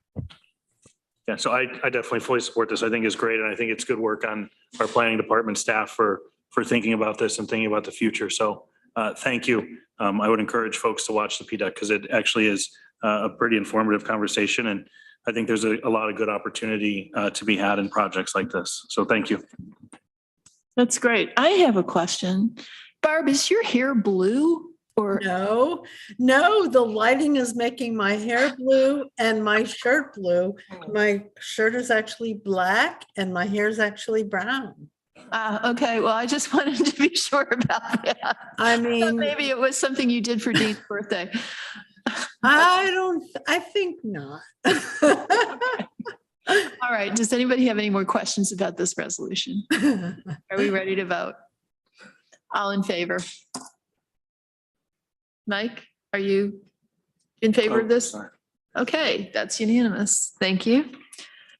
Moving right along, Resolution N on packet page 66, establishing a unit charge for the 2023 solid waste annual fee, doc ID 11244, and I'd like to move that.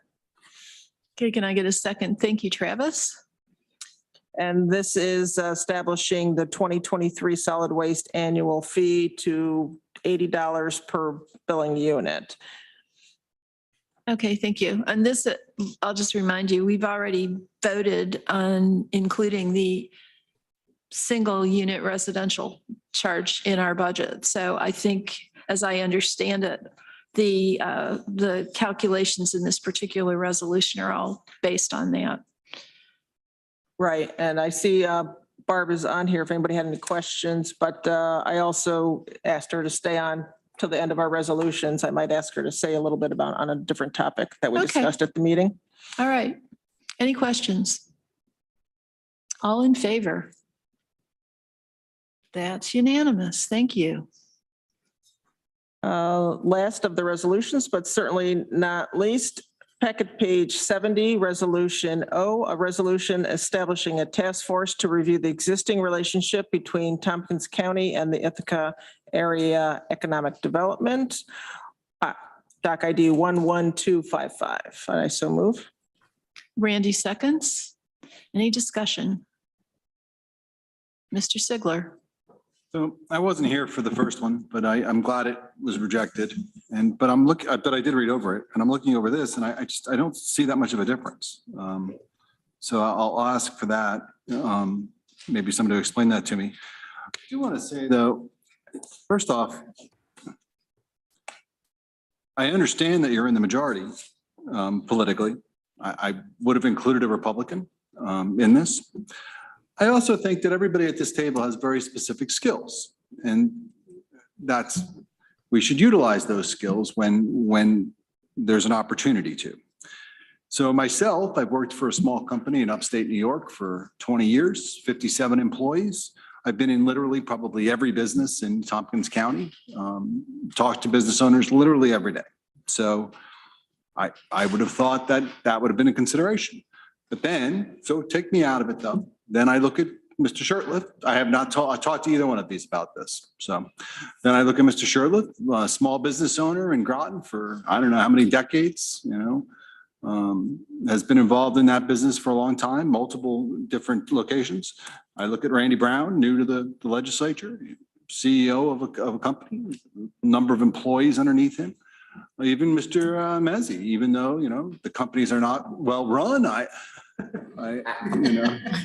no, I'm joking. He actually is a very good businessman. We were happy to have him in the town of Lansing paying taxes. But again, a dearth of, just a wealth of experience there. And I would hope that maybe we would draw from that kind of experience. Not saying the other people that are being suggested don't have experience in these matters, but I mean, that's a lot right there over on that side of the table.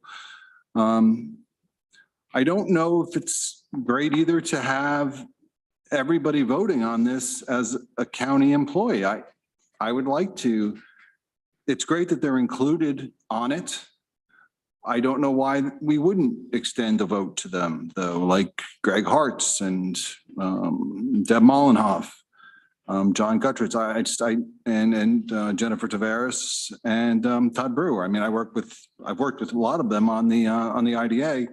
I guess I just don't know why we wouldn't extend a vote to them as well.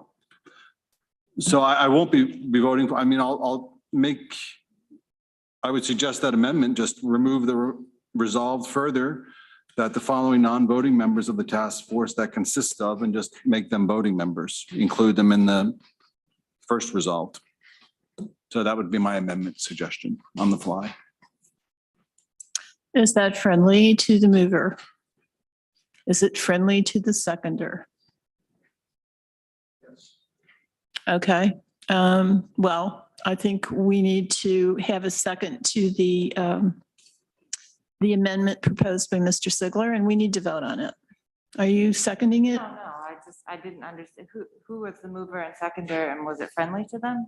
No, it was not friendly to the mover. It was friendly to the seconder. Right. So are you seconding? All right, so we're voting on Mr. Sigler's proposed amendment. Is there any discussion? Mr. Klein? I mean, that's a really easy reason why I won't support the amendment is that what this task force is doing is saying what the county should be paying IAED for services that we want. So that's why only county representatives have votes. That seems very straightforward to me. That is in fact the reasoning behind the segregation of voting versus non-voting members. Thank you. Then it's more of a question. I mean, once this gets voted on, then by this task force, it'll come to us for a vote, right? It'll No, go to what will PDEC. No, sorry, go ahead. What will happen is that this committee will come up with what we want from IAED in our contractual relationship as it goes forward. And then the county will sit down with IAED and negotiate an MOU for the next 5 years. Which we will then vote on. Yes. That's where your vote comes in, not, I mean, why would these legislators have more power than any other legislator? Then you don't. I mean, vote comes at the end, not. That argument doesn't really hold. For you. Yes, for me. Thank you. Amanda? Well, I mean, that's why we have committees. The committee, the people, the legislators on PDEC don't have any more power than the rest of us. That's why we have the Community Recovery Fund. Those legislators don't have any more power than the rest of us. Things are still going to have to go through us. That's how we do it. Right. So these people don't have any more power than the rest of us. Right. They are the committee that will work through it, and then the legislature will vote on it. So it's the same process. Right, but that's why I want these other people to have a vote that aren't on the legislature. Legislators don't have different amounts of power. I understand, but that's why I would include these other people. Who aren't county employees, who aren't county electeds. Yeah, okay. So you want it to be different for this group than for other county committees where we don't have non-county people voting. Sure we do. STPB doesn't all county employees. We do this all the time. We have other people from outside. This isn't analogous to STPB. We have not delegated to. Not delegating. It's going to then come to a vote in front of the committee, and then it's going to go to another vote in front of this legislature. Mike? Call the question. Okay. Do we need to vote on that? All in favor of calling the question? Okay, that looks unanimous. So we're going to vote on Mr. Sigler's amendment to make all of the people mentioned in this resolution voting members. All in favor? 1, 2, 3, 4, 5, 6. All opposed? Can I see the 6 again? Yeah. We call the roll. All right, Kathy, it's hard to hear you. Oh, sorry. I'm going to call the roll for this amendment.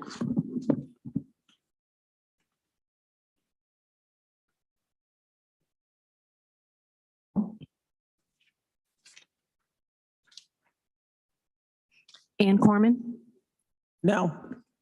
Mike Lane, No. Greg Mezzi, Yes. Veronica Pillar, No. Lee Shirtliff, Yes. Mike Sigler, Yes. Travis Brooks, Yes. Randy Brown, Yes. Amanda Champion, No. Rich John, Yes. Dan Klein, No. Deborah Dawson, No.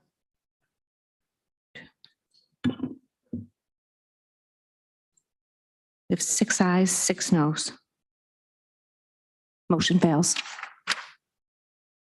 Okay, now we proceed to the resolution itself. Is there more discussion? All right, maybe we should call the roll on the original resolution as well, Kathy.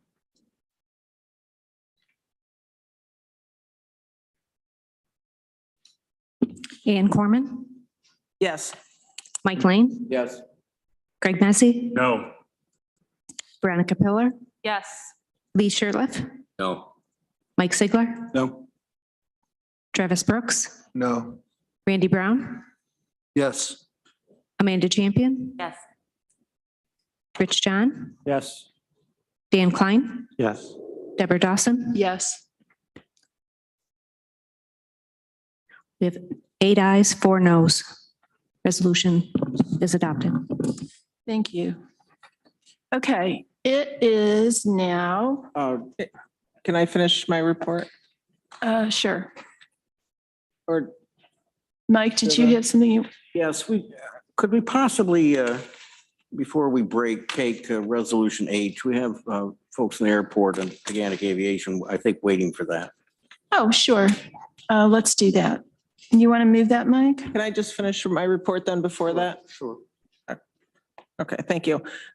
We also, from the case board, we had a report that they wrote a letter to the public supporting the Ithaca Green New Deal update. So glad to hear from George McGonigal from the city that the position for their sustainability department is going to be, their director is going to be filled. We also had a report regarding the NYSEG rate case from Irene Weiser.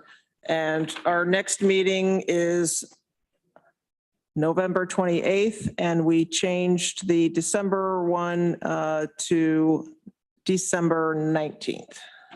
That's all I have. Thank you. Thanks, Annie. Okay, Mike. Yeah, resolution H was pulled from the consent agenda. It's approval of lease agreement for Teganic Aviation, Ithaca Tompkins International Airport. That's ID 11221, and I so move. And Mr. Messi seconds. Who wishes to speak to this? I know Roxanne and Mike Horan are here. Hold it. Mike Sigler pulled it. Oh, Randy pulled it. Okay. Yeah, the only reason I wanted to pull is I think it's important for Roxanne to say they renegotiated this lease and to talk about it a little bit. Okay. You Absolutely. want to put it on the floor first? It is on the floor. Oh, okay. Absolutely. So, we've been, working with Teganic, working with Mike Horan, who's with us now. He's the new president, or has been president of Teganic Aviation. Teganic Aviation has been a great partner. We have a great relationship with them. And, we've really worked through things. Mike has also realized, even though Teganic is going through the same situations, with COVID that we are, that many people are, it's not just the airport, it's in all factors. We've worked so that he's also, willing to, increase what he's paying us. We've increased, I've sent that email out. I hope everybody got that. If, please ask any questions. But increasing the revenue we'll be getting, helping us market general aviation as a whole, as well as the airport, going to conferences. They're investing a lot of money into Teganic Aviation, into the business locally. And he even sent me an email today with some other stuff. They've installed an electric vehicle charger. They're modifying systems to utilize sump and waste to fuel the hangar in the winter. That's in process. In this lease, looking at doing that, they're looking at, installing solar on top of the hangar to make it completely energy independent. And hopefully this could also help pull enough power to run the FBO and maybe other parts of the airfield, with FAA approval, looking at that, which we know there's issues up here with power at the airport.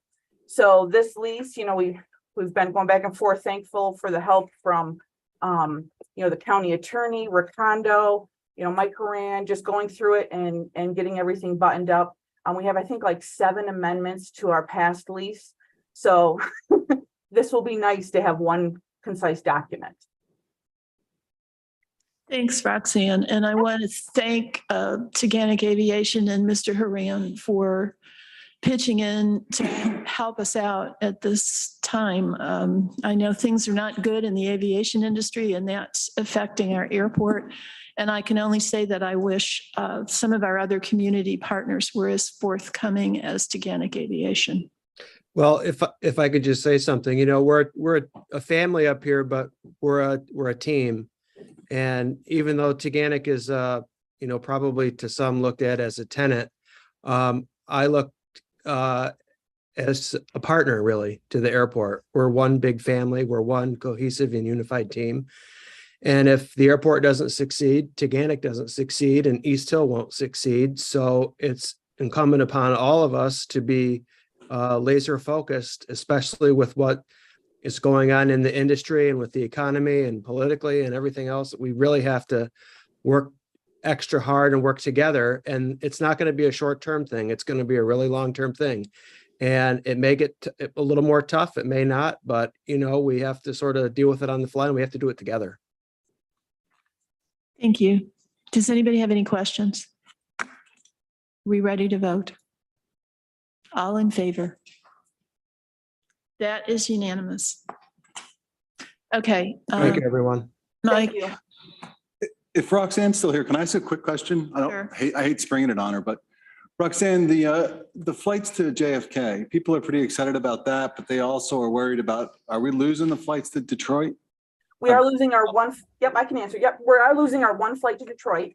It was midday, so it's really tough. You can't please everybody. So we have complaints coming in. No 6 a.m. flight to Detroit. That's what we were hearing constantly. We tried to get that back with Delta, with the way the crews operate, with the turnaround rate, with the pilots, with Endeavor, that was operating the flights. just wasn't feasible. They couldn't provide us 2 flights a day. So that wasn't working for so many people. So they were running into issues there with the pilots. So, we had presented them information, we'd also heard from many people, they wanted JFK service. That's what, people wanted in Tompkins County. They wanted it as educational institutions. So when, Delta came to us and said, this is what we're going to do. This is what we have to do to make business sense for us. Let's talk. We discussed it, and at that time, I think that was our only option. We had to, to go with it. We have many people that are very excited. There are many Western connections. I don't have the data in front of me, but you can still get to many of the Western connections, even more than you could through Detroit. The early morning flights are great for the domestic connections. The afternoon flights are great for the international connections. So I think, we just have to make sure we get the information out there, share it with everybody, fill those planes, and, keep working with our other airline partners. All right. Thanks, Roxanne. You're welcome. Okay, does anybody else want to say anything else before we take a break? Looks like the answer is no. Okay, 10 minutes, folks. Thank you. Both of you are staying.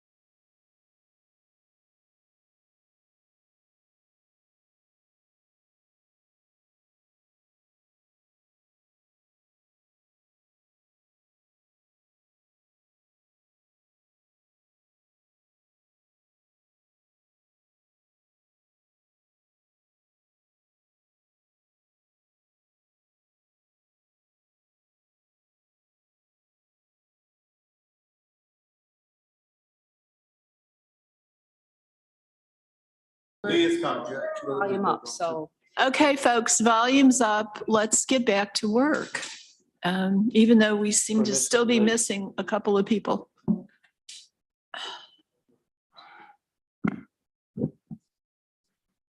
Yeah, we have a quorum to move forward.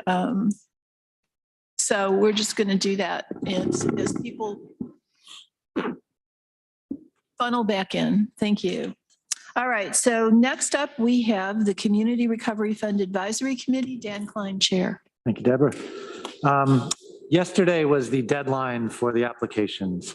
So our consultant was busy today doing the preliminary compilations. And so we don't have the final info yet, but here are some numbers that will be interesting to you. We received 231 applications in total. So what hasn't happened yet is they have not yet been screened to find out if they're all eligible or not. But imagine that a relatively high percentage of them are, and we might be looking at 200 eligible applications, something like that. Of those 231, if you remember, there were 3 categories of funding that we had established: $25,000 or less, $25,000 to $250,000, and then $250,000 and above.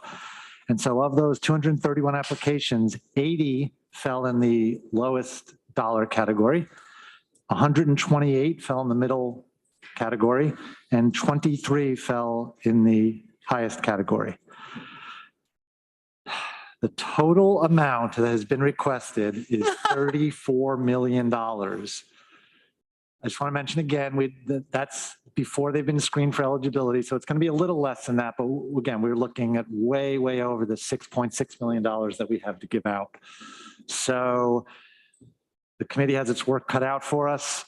We have literally about 1,000 pages of applications to look through, and there's several thousand pages more of supplementary material that is available to find out more information about any particular application. I want to remind the committee of our upcoming schedule. But originally we had been scheduled to meet on November 7th. That meeting is canceled. And we have 3 other meetings in November, on the 14th, the 15th, and the 21st. And those times are from 10 o'clock to 1 o'clock. So please make sure you have those correct. They were changed several times. I just want to make sure everyone knows that, because we will need quorum to have these meetings. So that is my report. Thank you, Mr. Klein. Okay, any questions? Mike Lane and then Rich John. Dan, has the committee started talking about, with so many applications, whether they're going to just be choosing the best number, or are they going to try to lower the amount being granted, or has there not been any discussion about that? Well, there hasn't been any decisions. Those are options, just as you laid out. We're going to get a recommendation from our consultant, so that'll help us make our first sort, not a final sort, but one way to look at it. And then another possibility is that some of the applicants, I think this is what one of the things you're getting at, some of the applicants said we would accept less money and try to look for, either do a smaller project or look for money elsewhere. And so we can look at that as a criteria too, to fit more projects in the same dollar amount. Or we're going to go through some other kind of process where we are just going to eliminate projects and narrow it down. Did that answer your question? Can we buy a lottery ticket for Powerball? I do not believe ARPA regulations permit that. Next question, please. Okay, I've got Rich John and then Annie. Yeah, I just have some thoughts on the report we just had from Dan. I think we've struck a nerve in the community, which frankly, be careful what you wish for. We're going to have to say no to a lot of people and organizations, and that's going to be hard. But at the same time, I think we've triggered something really, really useful in getting the grassroots community organizations and individuals to think about where they want us to go and how we could be a better county. And that could be really, really exciting. I think there'll be not only hard decisions, but a lot of education in this process for us, that we're going to learn a tremendous amount about priorities and where people think priorities should be. It will give us some pain, certainly, but I think we'll be a lot smarter as a result of it. So this is exciting. Thanks. Yeah, it's always exciting. Looking forward to disappointing people. Thanks for that, Rich. Okay, I've got Annie and then Greg.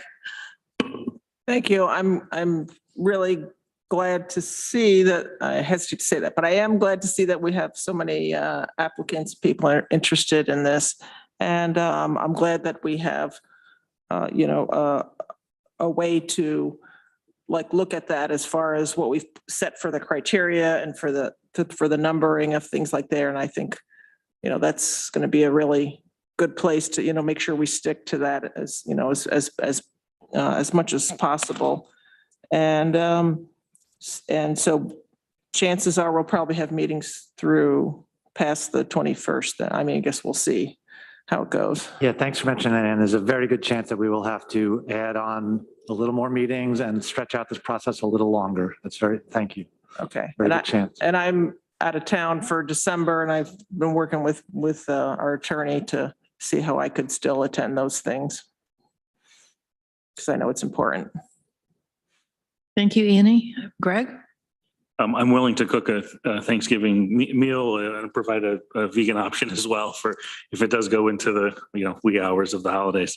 I'll take you up on that. Yeah, sounds good. I will too, the vegan part. Yeah, the vegan would be a first for me though, man. Tofurkey. Anyways, how will documents or applications, will they be accessible to other members of the legislature? If so, how? When you say thousands of pages, I would just encourage you to think about all of those thousands of pages and printing and all of that in the process. So hopefully there's a digital way to manage this volume of work. Thanks. So yes, any legislator should be able to access all this material. Just so you know, it's going to come in 3 PDFs grouped by the dollar amounts, and they will just be the applications themselves. Each of those applications will have a link to the supplementary material that can be looked at or not. About a month ago, or maybe even more, I had sent out an email to all legislators, and I previewed some of this. At that time, I only estimated 1,000 pages. I literally think it's going to be like 2,000 pages at this point, just estimating. And I asked if anyone needed those printed out, that they should tell us well in advance. Well, no one responded. I'm really glad no one responded, and I hope no one responds. So I think there won't be any printed material at all. Mike. I'd be appreciative of just a list of the applicants, by names and what they're asking for. Then we could go into look at particular ones if we had a question or an issue about them. Sort of like an index. Yeah. Yeah, Thank you. That would be useful. Thank you. I agree with that. And I remember at some point I had talked with the consultants about something like that. I compared it to our OTR sheet, kind of a summary sheet, which I think is what you have in mind. Okay, I think that should be able to be done quite easily. Okay, Mr. Sigler. I was just going to say, so when Tom Reed was congressman, there was Allison. And I don't know if you guys remember Allison, but Allison was good. And very just knew where all the pots of money was.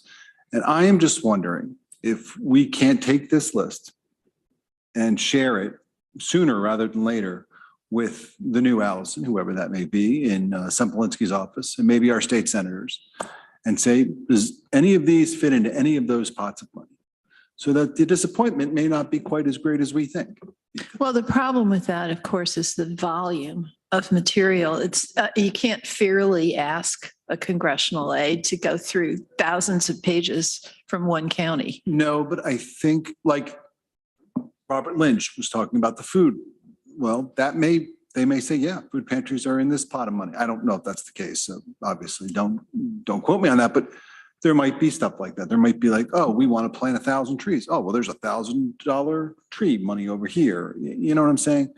I mean, I'm not saying they have to evaluate each proposal, but they may just on its face go, yes, that actually fits into this.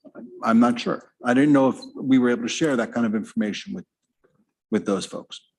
That's a good question. I'm not sure about the sharing part, but Mike, I have, as I'm absorbing this, the size of the task we're taking on, I've started thinking like that as well. Who can we offload some of this onto? I'll rephrase that. Who can we bring in to help us, to help? What other philanthropy organizations might be interested in looking at this list? So my wheels are just starting on that. All right. Well, I think that we should, I know that other people have the hands raised, but I think that thinking as an attorney, we ought to be sure of our ground in terms of, are we allowed, is this confidential information? Are we allowed to share it? Because everybody here has connections with, state or federal or private philanthropic organizations that they might see something in these applications and say, oh, I know where this might fit in. But before we do that, we need to know that we're not violating any kind of confidentiality. Good. Okay, I saw hands over here, Annie and Greg, I think. Oh, well, I was just gonna add on, but I think you covered it pretty much. Well, part of what I guess was covered, like to have a chart, that like the OTRs, like here's the, various indicator categories and different things. The other thing I just wanted to mention regarding what was brought up from Mike Sigler was that just thinking off the top of my head that this, because of confidential information and slowing us down, where it has taken us quite a while to do this. And then that grant process, we don't know if for sure they'd have to go through that grant process, but maybe it's like a hybrid where, okay, folks that didn't get it, we can get out that information, to them, that we could make sure, whether it's through ST8 or whether it's, we have our elected officials, the representatives come and do a presentations for the community for, especially tagging these people who apply that didn't get grants, to say, here, let's hold your hand and connect you to where you could maybe get more funding, or, we might not give them all their funding, or they might get nothing. So to help them with that next step. Greg? Yeah, I agree with Ann's comments. And I would just say, put the rest of us to task, right? If there's any way we can help after the process. It sounds like Mike was volunteering to get involved, and I know others would be happy to help, myself included. So if there's anything that we can do again, to Rich's point, this is an incredible opportunity to get, a real pulse and a real sense of the voice in the community and what people need. So I would tell, those in elected offices above us, we're coming, we're going to knock, we're going to ask for money. And I think we should take this as an opportunity to really bring some dollars into the community and capitalize not only on our 6 million, but the millions of other dollars that are available out there, hopefully. I think if everybody read 150 pages, we could probably cover it. Okay, anybody else? Well, thank you for that daunting report, Dan. Daunting and inspiring, I hope. Thanks. Okay. All right. Budget, capital, and personnel. Budget, capital, and personnel will be meeting in 2 weeks. Now, I have to warn Mr. Shirtliff that I'm moving on the 14th. So you, Mr. Shirtliff, will be chairing the meeting. You are staying in your district, though. Yes, sir. I am. As much as you may hope that I am not, I am staying in my district. Thank you. Okay. So next we have workforce diversity and inclusion, Ann Corman, Veronica Pillar. You can start. Great. We Workforce Diversity and Inclusion Committee met last Wednesday, October 26th. As we know, Henry Grandison was the chair of that committee, so now there simply is no chair for the rest of the year, and Rachel Graham, who's been vice chair, is leading our meetings. A few updates. If you don't already know, our new Chief Equity and Diversity Officer, Anitra Rivera, is going to be starting on December 12th, and we're very excited to have her moving here from Missouri. We got an update from Ruby about performance evaluations. or implementing the new performance evaluation policy. HR is going through and reviewing what all the departments are doing and helping them transition to the new tool if they would like. And the main new thing is getting adherence to the county values added in there. Since those are new, that was mostly not involved. And then we had an update from Dominic on our new language access policy and implementation of that.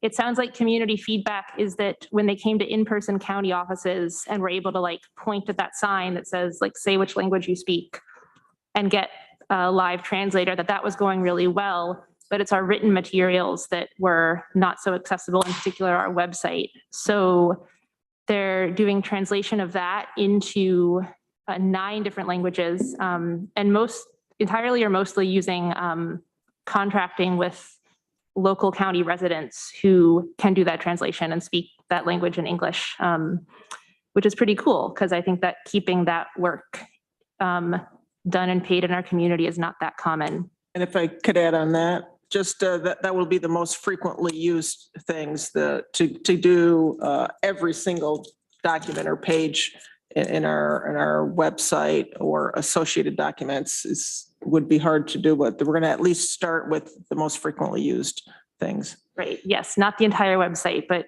quote, critical public information. Right. And our next meeting is going to be, because the November and December meetings for this committee would land on different holiday times, we're combining them into just one meeting, Wednesday, December 7th at 3:30. So usual weekday and time, but different week. That will be the last one of 2022.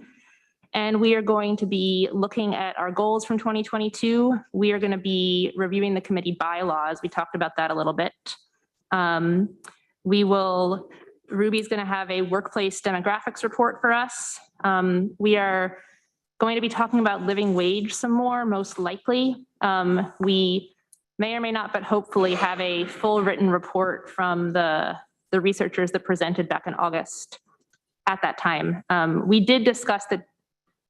I don't know that we came to a final decision, but the WDIC would be a good committee to continue work on that topic, as that was pretty broadly up for discussion previously. We thought it was, but doesn't, but that still has to go back to leadership and have more discussions on it. Right. And between now and then, I and some other folks are going to be going to the Facing Race conference in Arizona or virtually. And so we'll report back there as well. It'll be very exciting.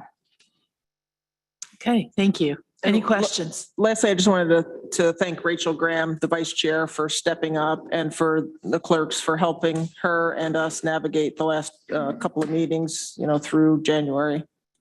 Yeah, it's been a difficult time. So thank you both. And thanks to Rachel. Okay, public safety, Rich John. Thank you, Deborah. The Public Safety Committee met on October 20th, 2022. And before I go further, I see that Lance Salisbury is with us and waiting.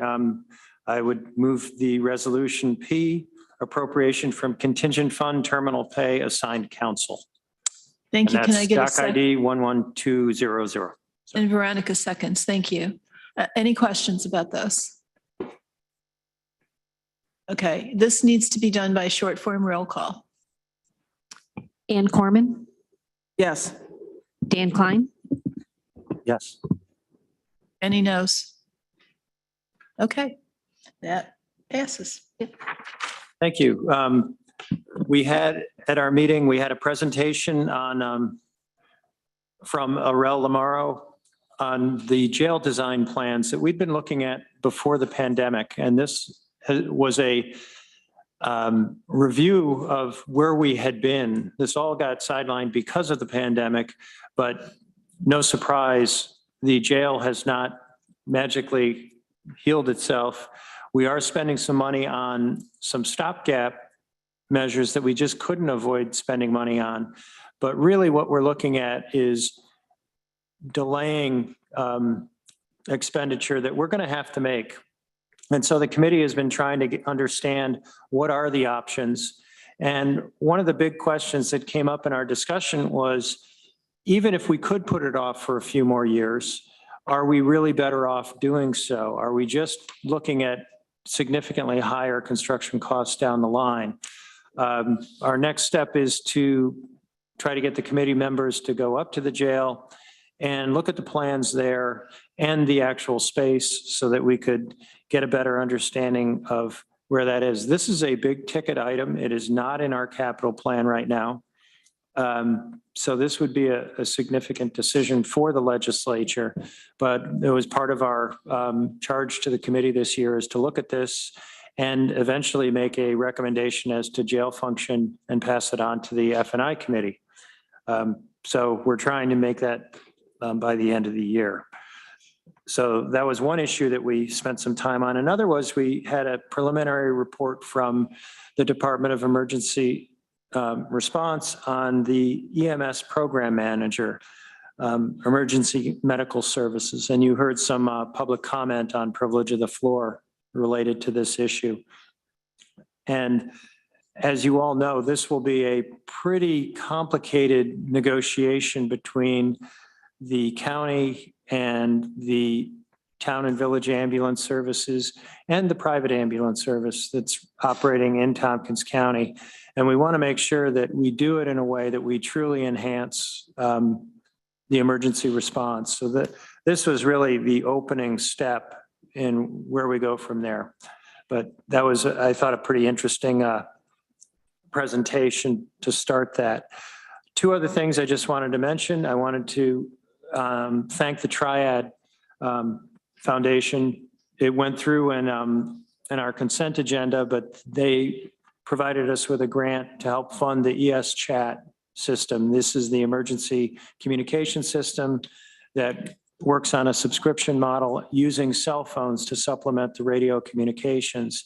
And this is, I think, a really good example of how the county and the other municipalities can work together to support emergency services in the fire departments and the emergency medical service.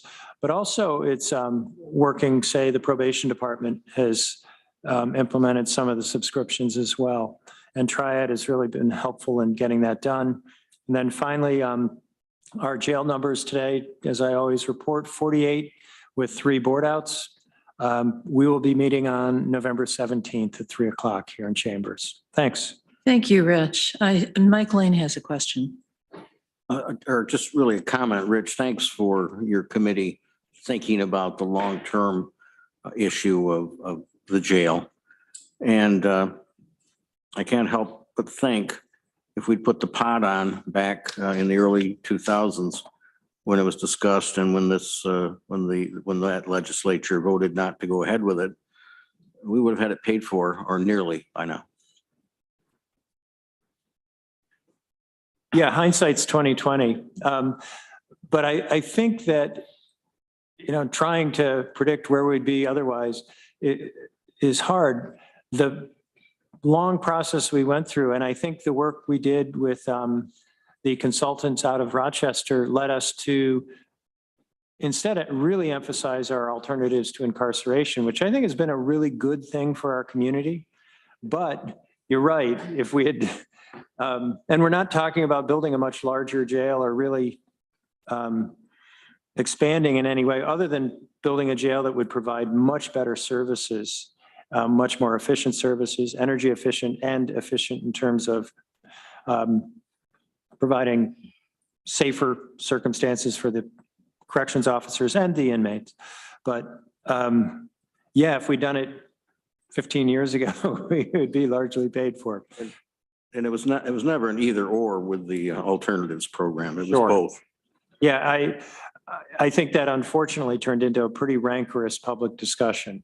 But I hope that the public who were skeptical about our intentions have seen where the county has gone and that we're really a national model for how you can run a jail in connection with community services to reduce recidivism and to really drive down the numbers of people you're holding in custody. So. Thank you. Randy. Yeah, Rich, I just had a question on the EMS coordinator. Is there any data on response times now by town or area? Yes, we do have that information. We had a presentation, the meeting before last. Okay. So I And, go to your meeting? and what's that? Just go to the meeting and see that? I think that the information would be included with the agenda or the minutes of the meeting, but I'm not entirely sure, but we can certainly get that. Overall, most of the county had pretty good response time. Unfortunately, your area of the county was one of the areas where we were seeing lagging times. And I see Lee shaking his head, yes. And that would be a principal area where we'd want to improve. I have to say, though, in a related matter, there was a death, I think, an overdose death in a hotel in the village of Lansing. And it took the medical examiner hours and hours to get there. And so somebody, one of our deputies had to sit in a room with a dead body for 3+ hours, which is not a good thing.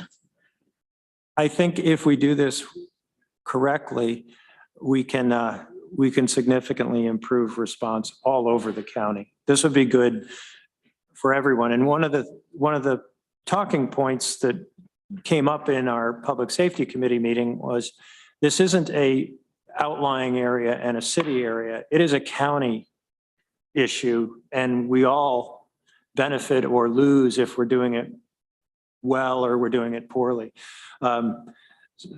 As I said, this is the first steps in a long journey, but I think it's a worthwhile one to pursue. Yeah. Thank you. Okay, Health and Human Services, Dan Klein. Thank you. I would like to move resolution Q to start. Resolution Q, negative declaration for authorizing disbursement of the Community Housing Development Fund Award for Dryden House. And I think Travis has seconded that.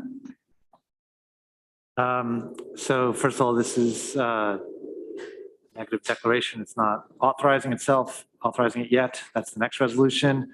And I think a lot of you, the memo is very good. We do have some staff here to explain it more if anyone needs it. This is a housing project in Dryden for women only. It's going to be 4 units on an existing site.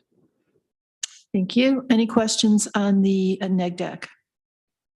Okay, are we ready to vote? All in favor? That's unanimous.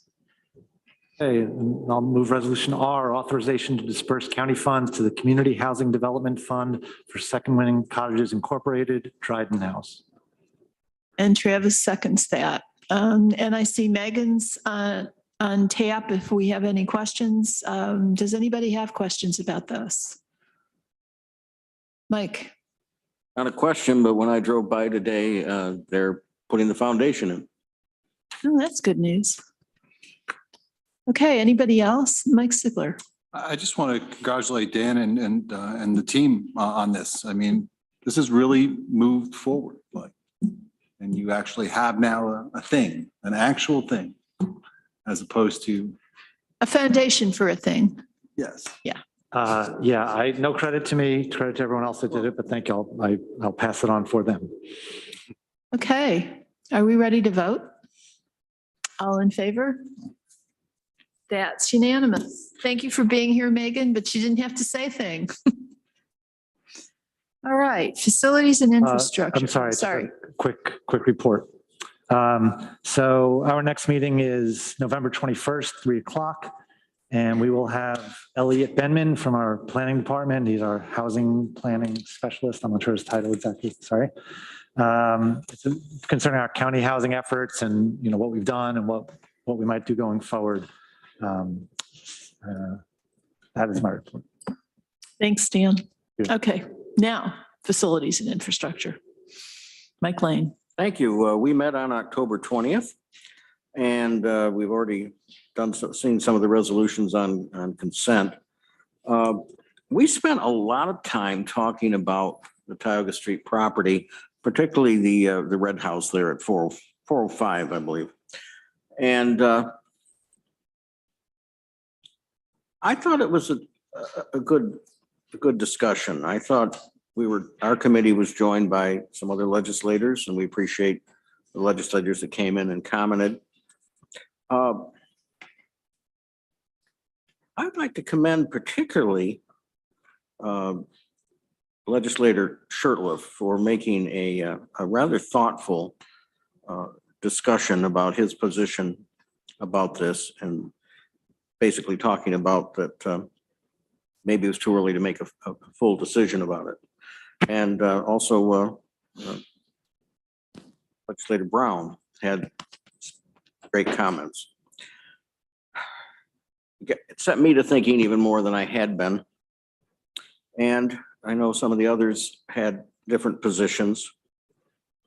I think we decided basically that we would not move forward with the resolution that we had to sell the property now. We may end up deciding we want to recommend that we keep it. We may want to possibly recommend that we deconstruct the red house. I want to thank Legislator Rich, John, for bringing to our attention that because it's a historic house, that we may have pushback if we go that direction. And that's true. It's something we will have to be thinking about very, very seriously. We did ask, basically, we've decided to put off the decision about this for a few months, probably through the winter, winterize it for now. We've asked our county administrator and our director of facilities to get us some more figures, for example, what it would cost to deconstruct. And we have asked our planning department to begin looking at a revised environmental impact statement, because it would, if we decided to keep the property and deconstruct, then we would have to update the original DEIS. So that's underway. There, Katie Borgello scheduled a walkthrough. I know some of the committee members went through that. I wasn't able to attend that, but I've been through the house more than once. And I think that happened. So I just want to let you know that these things are being talked about seriously.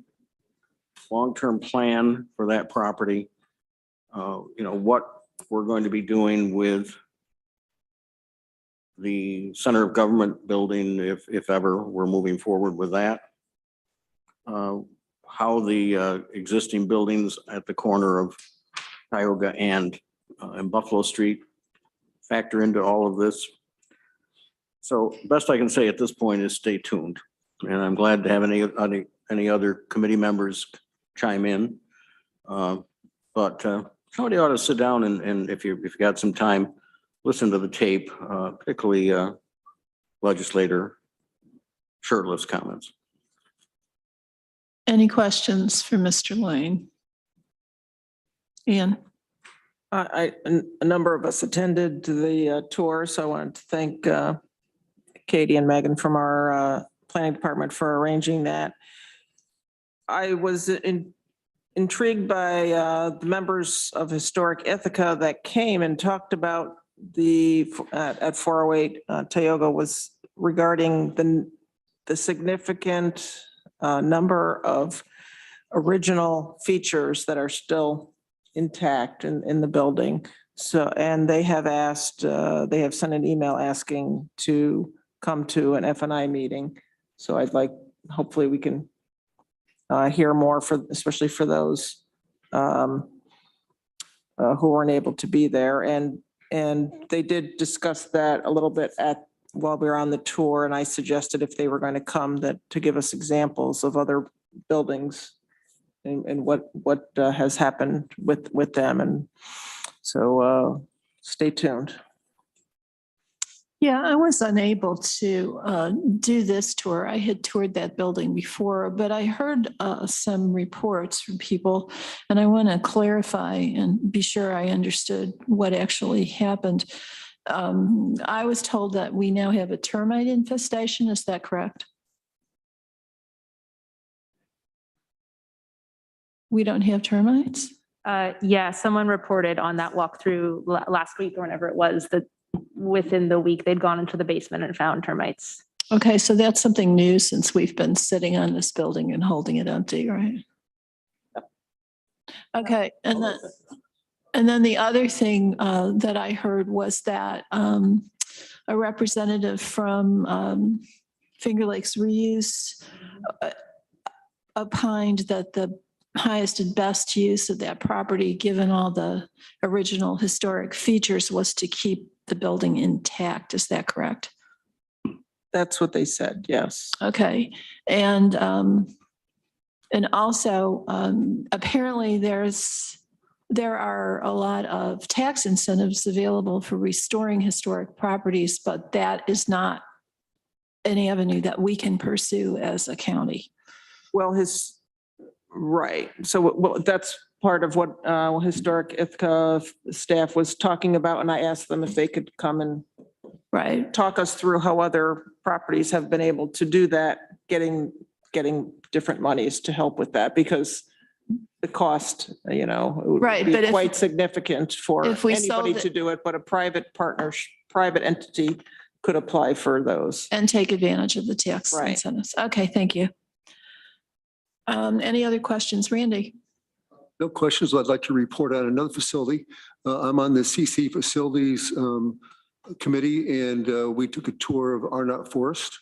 There's 14 cabins plus some other buildings, a large community building about the size of this room here that is not being utilized. It's leased by Cornell Crop Extension until 2026, I believe, for $1 a year. Where is this, Randy? It's the Arnott Forest. It's in Newfield in Schuyler County. They have a big syrup manufacturing testing facility there as well. It was a grant last year, I believe, and Cornell operates that. It's a large forest. It's contiguous to the Newfield State Forest and Tompkins County Forest, all those, and it actually butts up to the Green Springs Natural Cemetery. And Cliffside State Forest, all connected in one big area. Even Cornell owns other land there. But it's a facility is used by ACLS, I think it's how it's said. They have campouts there. Very underutilized facility. Primitive Pursuits is also used it. The buildings need quite a bit of repair. And there's very little funds to do that. But it's underutilized. It could be used for Boy Scouts, Girl Scouts, camping. It's a beautiful area. It's very quiet. And it's also a teaching forest. It's the only teaching forest Cornell has. Again, they don't take any students through that area either. Cornell is not nearly involved in the communities they should be. And they should be providing more funding as well for fixing those properties up. But right now it's being leased by CCE, and they're trying to determine if it has use in the future. So that's where that's at. And it's in Schuyler County? It is right over the Tompkins County border. Yeah. Okay, Yep. thank you. Yep. Anybody else? Okay, now the crown jewel of committees, government operations, Amanda Champion. Thank you. Best for last. Is there a resolution? Oh, yes. It was pulled from consent. Resolution J, Mike. Oh, I'm sorry, yes. Thank you, Kathy. I pulled the resolution J, and I'm going to move it because I understand there's going to be an amendment offered to that. So I will move resolution J, recommendation for appointment of Tompkins Consolidated Area Transit Board of Directors, ID 11159. Okay, Amanda seconds. And Amanda.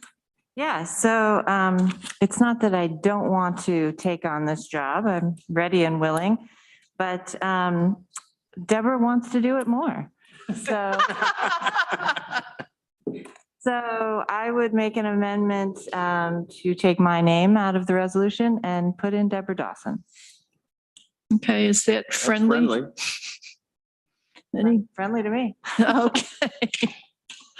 We're glad to know you would fall on your sword, Amanda, if you needed to. Does anybody have any questions or concerns? Okay, are we ready to vote? All in favor? That's unanimous. Thank you. Now the crown jewel. All right, thank you very much. You may have gotten an email. I hope you did. Good news that the Tompkins County Public Library has hired a new director. Her name is Leslie Tabor. She comes to us by way of Oklahoma, New York City, and currently Arizona. She's very experienced, wonderful person. Mike participated in the interview process.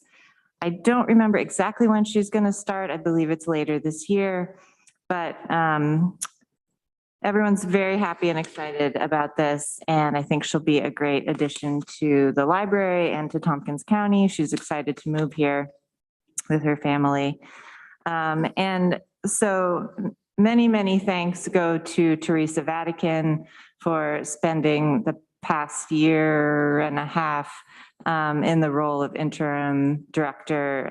She's really stepped up and done so much.